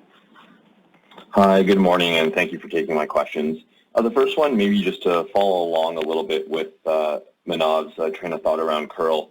I know historically in the past you've discussed the cost of driving production to 280,000 barrels a day plus as something similar to the supplemental crushing, albeit over a not a significant or a major project, but over multiple smaller items, including adjustments to the mine plan, implementation of HS, and even potentially other upgrades to secondary extraction. Given that we're already here at about 255,000 barrels a day and you're discussing the ability to extend the time between turnarounds, I was actually curious as to what you believe the potential capital intensity would be that would be required to drive to 280,000 barrels a day, just given the list of items don't seem to be nearly as capital intensive as you've also listed digitalization in that list there. Thanks. You want to take that, Simon? Yeah, certainly I can take that, Brad. And I think if you look at that pathway to 280 KBD, specifically to your question, that the capital intensity I would characterize as really quite low. One material piece of it is continuing and completing the autonomous haul transition. And then there's, some minor debottlenecking, as has always also already been referenced. We've actually been able to push that out in the profile quite a bit relative to last year's outlook, and that's really because base performance has climbed so steeply, allowing us to push that debottlenecking investment spend out a bit and still meet or exceed the prior profile. If you look out to the 2025 type time frame, so we're talking a number of years out from here. But really the capital intensity is low. The transition to one plant turnaround per year, those investments have already been made. We made those in prior years. It's just about getting all of the maintenance activities aligned to be able to pull the trigger on that and get that started. And by far the biggest portion of the pathway is continued base performance, reliability, uptime, optimizing the mine plan and optimizing the ore that we mine. Great, thank you. And then just as a bit of a follow-up and to switch gears here a little bit, I see that you've discussed the implementation of laser technology at Cold Lake. And my understanding there is that it does also help free up steam capacity. How can we think about that in the context as well of your eventual rollout of the Grand Rapids and transitioning either to transitioning to SA-SAGD or more solvent-related extractive technology and your ability to kind of, I don't want to say necessarily grow, but maintain production towards the 150,000 barrel a day level and potentially higher? Well, I'll just make a brief comment, then I'll turn over to Simon. And you hit on really a key kind of strategic component of our Cold Lake operations, and that is around steam utilization. That certainly drives costs, and that certainly drives environmental performance as well. So, we are purposely looking at how we can better optimize that, and the Grand Rapids project is an example of where we are purposely utilizing surplus steam capacity in the system to make that project more economic, more efficient. But maybe more broadly, I'll turn it over to Simon for any further comments. Yeah, thanks, Brad, and thanks for the question. I think the way to look at laser is it's a fairly fine tuning adjustment on steam utilization. I outlined the project that we're progressing on Makesis laser. This is not our first laser project at Cold Lake. We've already got laser going in the Mohican part of the field, but it's a pretty low concentration of solvent steam mixture injected into the CSS wells.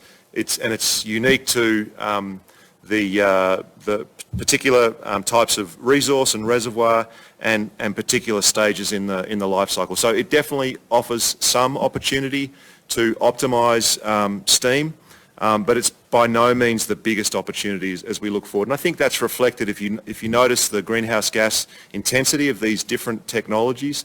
Laser is sort of the first step versus CSS, and there are subsequent steps that offer much more benefit in terms of greenhouse gas intensity, and that really links to steam intensity and being able to free up steam and utilize it elsewhere. And for example, non-condensable gas, which we're a bit earlier in the sort of piloting phase on, I think offers much more opportunity. And then Grand Rapids via solvent-assisted SAGD, as we've discussed, also offers more significant leverage in terms of steam efficiency and freeing up steam to utilize elsewhere in the field. But overall, and as Brad outlined, that is the general and long-term strategy for the Cold Lake asset, as I outlined today. Great. Thank you for taking my questions. Thank you. Our next question comes from the line of Prashant Rao with Citigroup. Your line is open. Hi, thanks for taking the questions, and thanks for the presentation and all the details today. It's very helpful.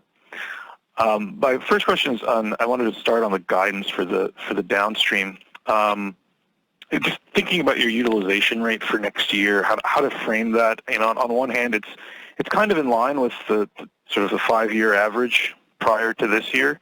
On the other hand, the Canadian market has shown more resiliency in terms of crude runs, and peers have been indicating, some of your peers have been indicating, almost full utilization levels here in the fourth quarter. So just trying to get a sense of, what your view for crude runs in the downstream reflect in terms of how you're thinking about the product demand market as it evolves, through 2021 and into, post-COVID recovery. Well, just one quick comment from me, and then I'll let John kind of give you some more details and insights. But, certainly a key factor for our assumptions around refinery utilization and throughput is directly dependent on the pace of COVID recovery. That's been a factor for us all year. And, at least as it relates to jet, will most certainly still be a factor for us next year. So, we tried to take all that into account as best we can, but I think it's fair to say that there is still some uncertainty around kind of those levels. But I'll maybe turn over to John to give any further insights, especially maybe comment a little bit about kind of our views on utilization versus how others may calculate it? Yeah, absolutely. It's a great question. I think if I ask my team any given day, what 2021's crude throughput will be, it depends a little bit on the media wire, unfortunately, right? As we see kind of the current pessimism out there about a potential second wave, and then as I mentioned in my presentation, a bit of gasoline demand destruction in the near term that may come with that. Obviously, that would create a drag in the first quarter. We're, as I say, cautiously optimistic, or we do believe that we're headed into a recovery period that underpins the 375 number that I think we put in there. We will say it's very fluid. As Brad mentioned, our competitors and some of the analyst groups out there are across a huge wide spectrum. There are some that are betting on a very quick recovery with very high utilization numbers. And as you mentioned, there's a margin set underneath it that would justify that or explain it fairly well. I think there'll be the other end of the spectrum that just say, well, global refining margins are under a bit of compression in 2021, 2, and maybe 3 with a bit of overbuild globally. Now, Canada, with this import-based market, as I mentioned, the fact that we're really insulated from a lot of global forces because we travel on import parity, it is a bit resilient to some of those global pressures. And so I would say maybe put that aside for a minute and just think a little bit about the COVID recovery. And I feel like we're directionally correct with the 375 and the 89% that we put in the guidance. We do have some turnaround activity, so that's pre-planned and baked into the numbers, but it has an awful lot to do with what this recovery path looks like in the first quarter. And so, we'll try to provide updates as we go through discussions with you and all your counterparts here in the next few months. But I think right now that's the best yardstick we can offer. Okay, thanks. That's very helpful. My follow-up is on Grand Rapids. So appreciate the commentary about a paced approach to the investment in the upstream here. For Grand Rapids, it looks like phase 1 is in scope here. I wanted to get a sense of what you would need to see in terms of greenlighting phase 2 or to get more constructive about moving forward past phase 1. I know it's a little bit longer and farther out there, but given that the capital intensity for phase 1 does look slightly higher than some of the other projects in the portfolio, I just wanted to see how that plays out versus your other opportunity set and how you think about that longer term, because there are those steam efficiency and other sort of longer term technological gains to be had. So just some sort of framework around that as to how to think about that phase 1 and then prospect for phase 2 would be helpful. Yeah, certainly. Our long-term vision is to progress beyond phase 1 into subsequent phases.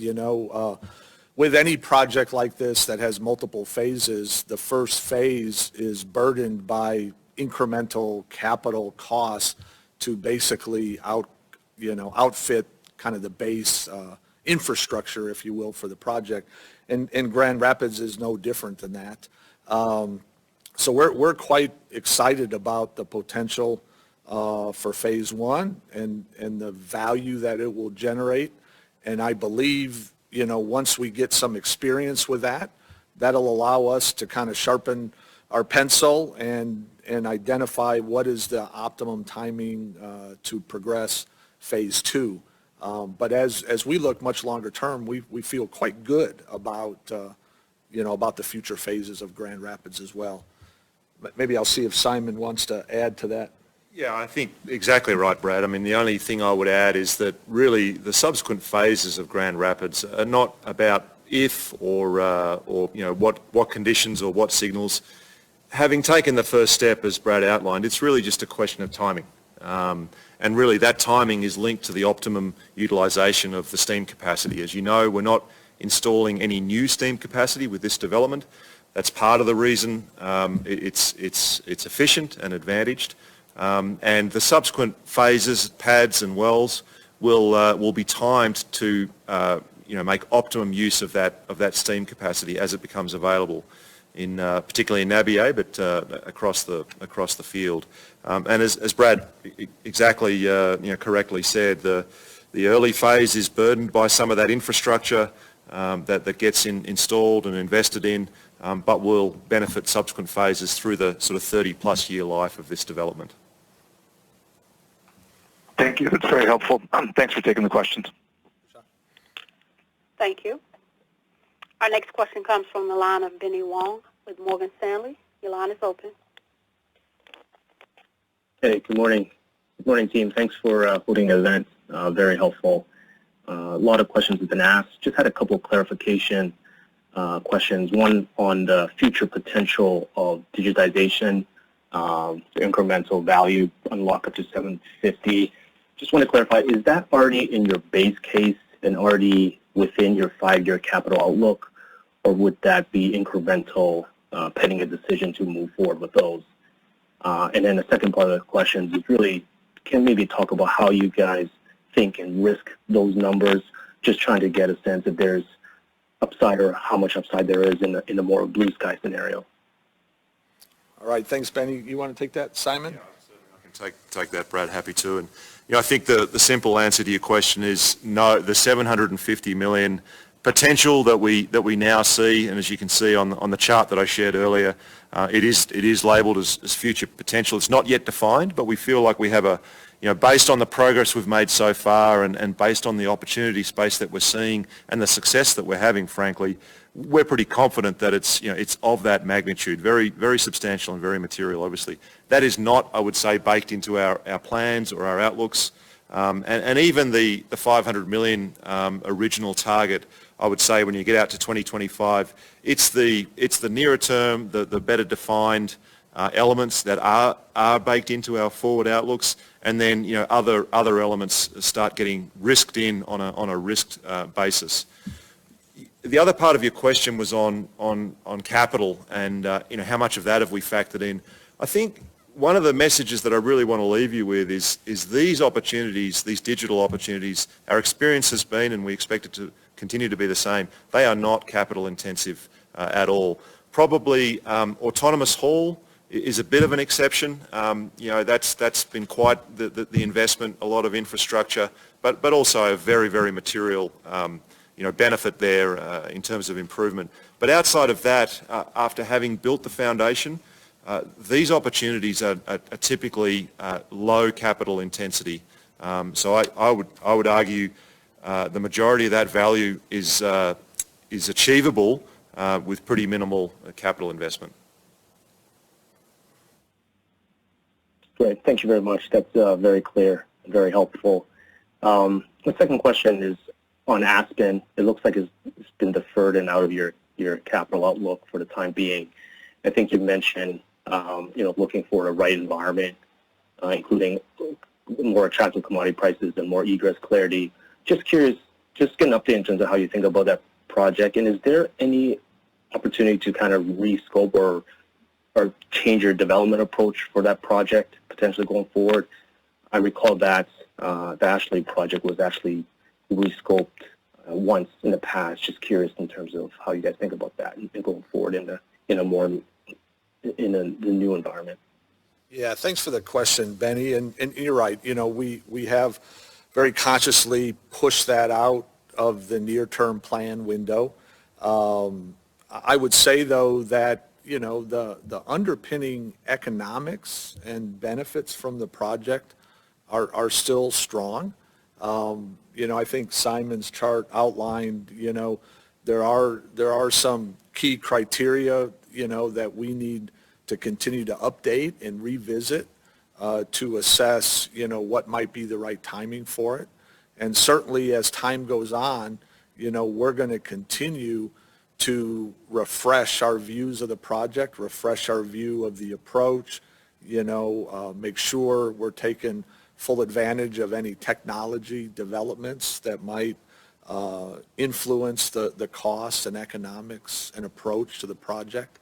So all of those things, certainly come into play as we look to the long term for that project. But, we're continuing to be pleased to have that in our portfolio. It does give us a lot of optionality because, again, it is fundamentally, a robust project. So maybe with that, Simon, anything else? No, I don't think I'd add anything Okay. to that, Brad. Thanks. Thank you. Thanks, Dean. Our next question comes from the line of Chris Tillett with Barclays. Your line is open. Hi, guys. Good afternoon. Most of my questions have been asked already, actually, but I did have a quick one with regards to the chems business. I see there in I think it's slide 60 or 61, you guys talk about, substantial amount of the feedstock for that business comes out of Marcellus.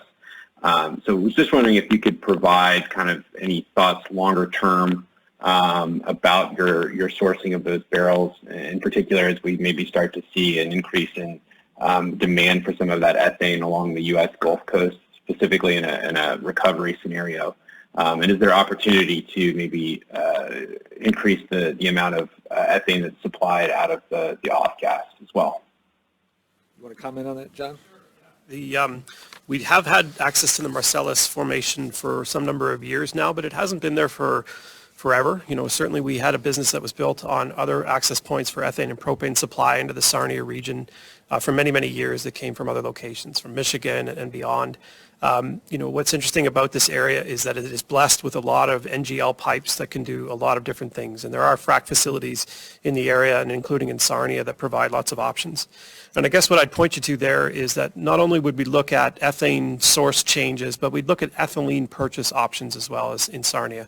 So, I think it's almost always more economic for us to run NGLs through our gas cracker and make our own ethylene, but there'll be times, depending on geographic swaps and other things that we can do across North America with some support from ExxonMobil, that we can look at other options there too. So we're not truly beholden to just what ethane supply sits in front of us and whether there is a tightness that's created by some of it moving further along the East Coast. So we've got lots of different options at our fingertips. The one you mentioned there around the refinery, we have over the years, I would say, squeezed every last drop of material we can get out of the refinery, just having such a good understanding of how much money we save when we do that. And I would say it's not just the NGLs, it's the olefin content of what comes off the refinery's off gases. So ethylene, propylene, and beyond that can feed our other chemicals businesses. So I would offer there that I think we've squeezed that as much as we can. Okay, great. That's very helpful. Thank you. Thank you. Ladies and gentlemen, due to the interest of time, I will now turn the call over to Dave Hughes, Vice President, Investor Relations, for closing remarks.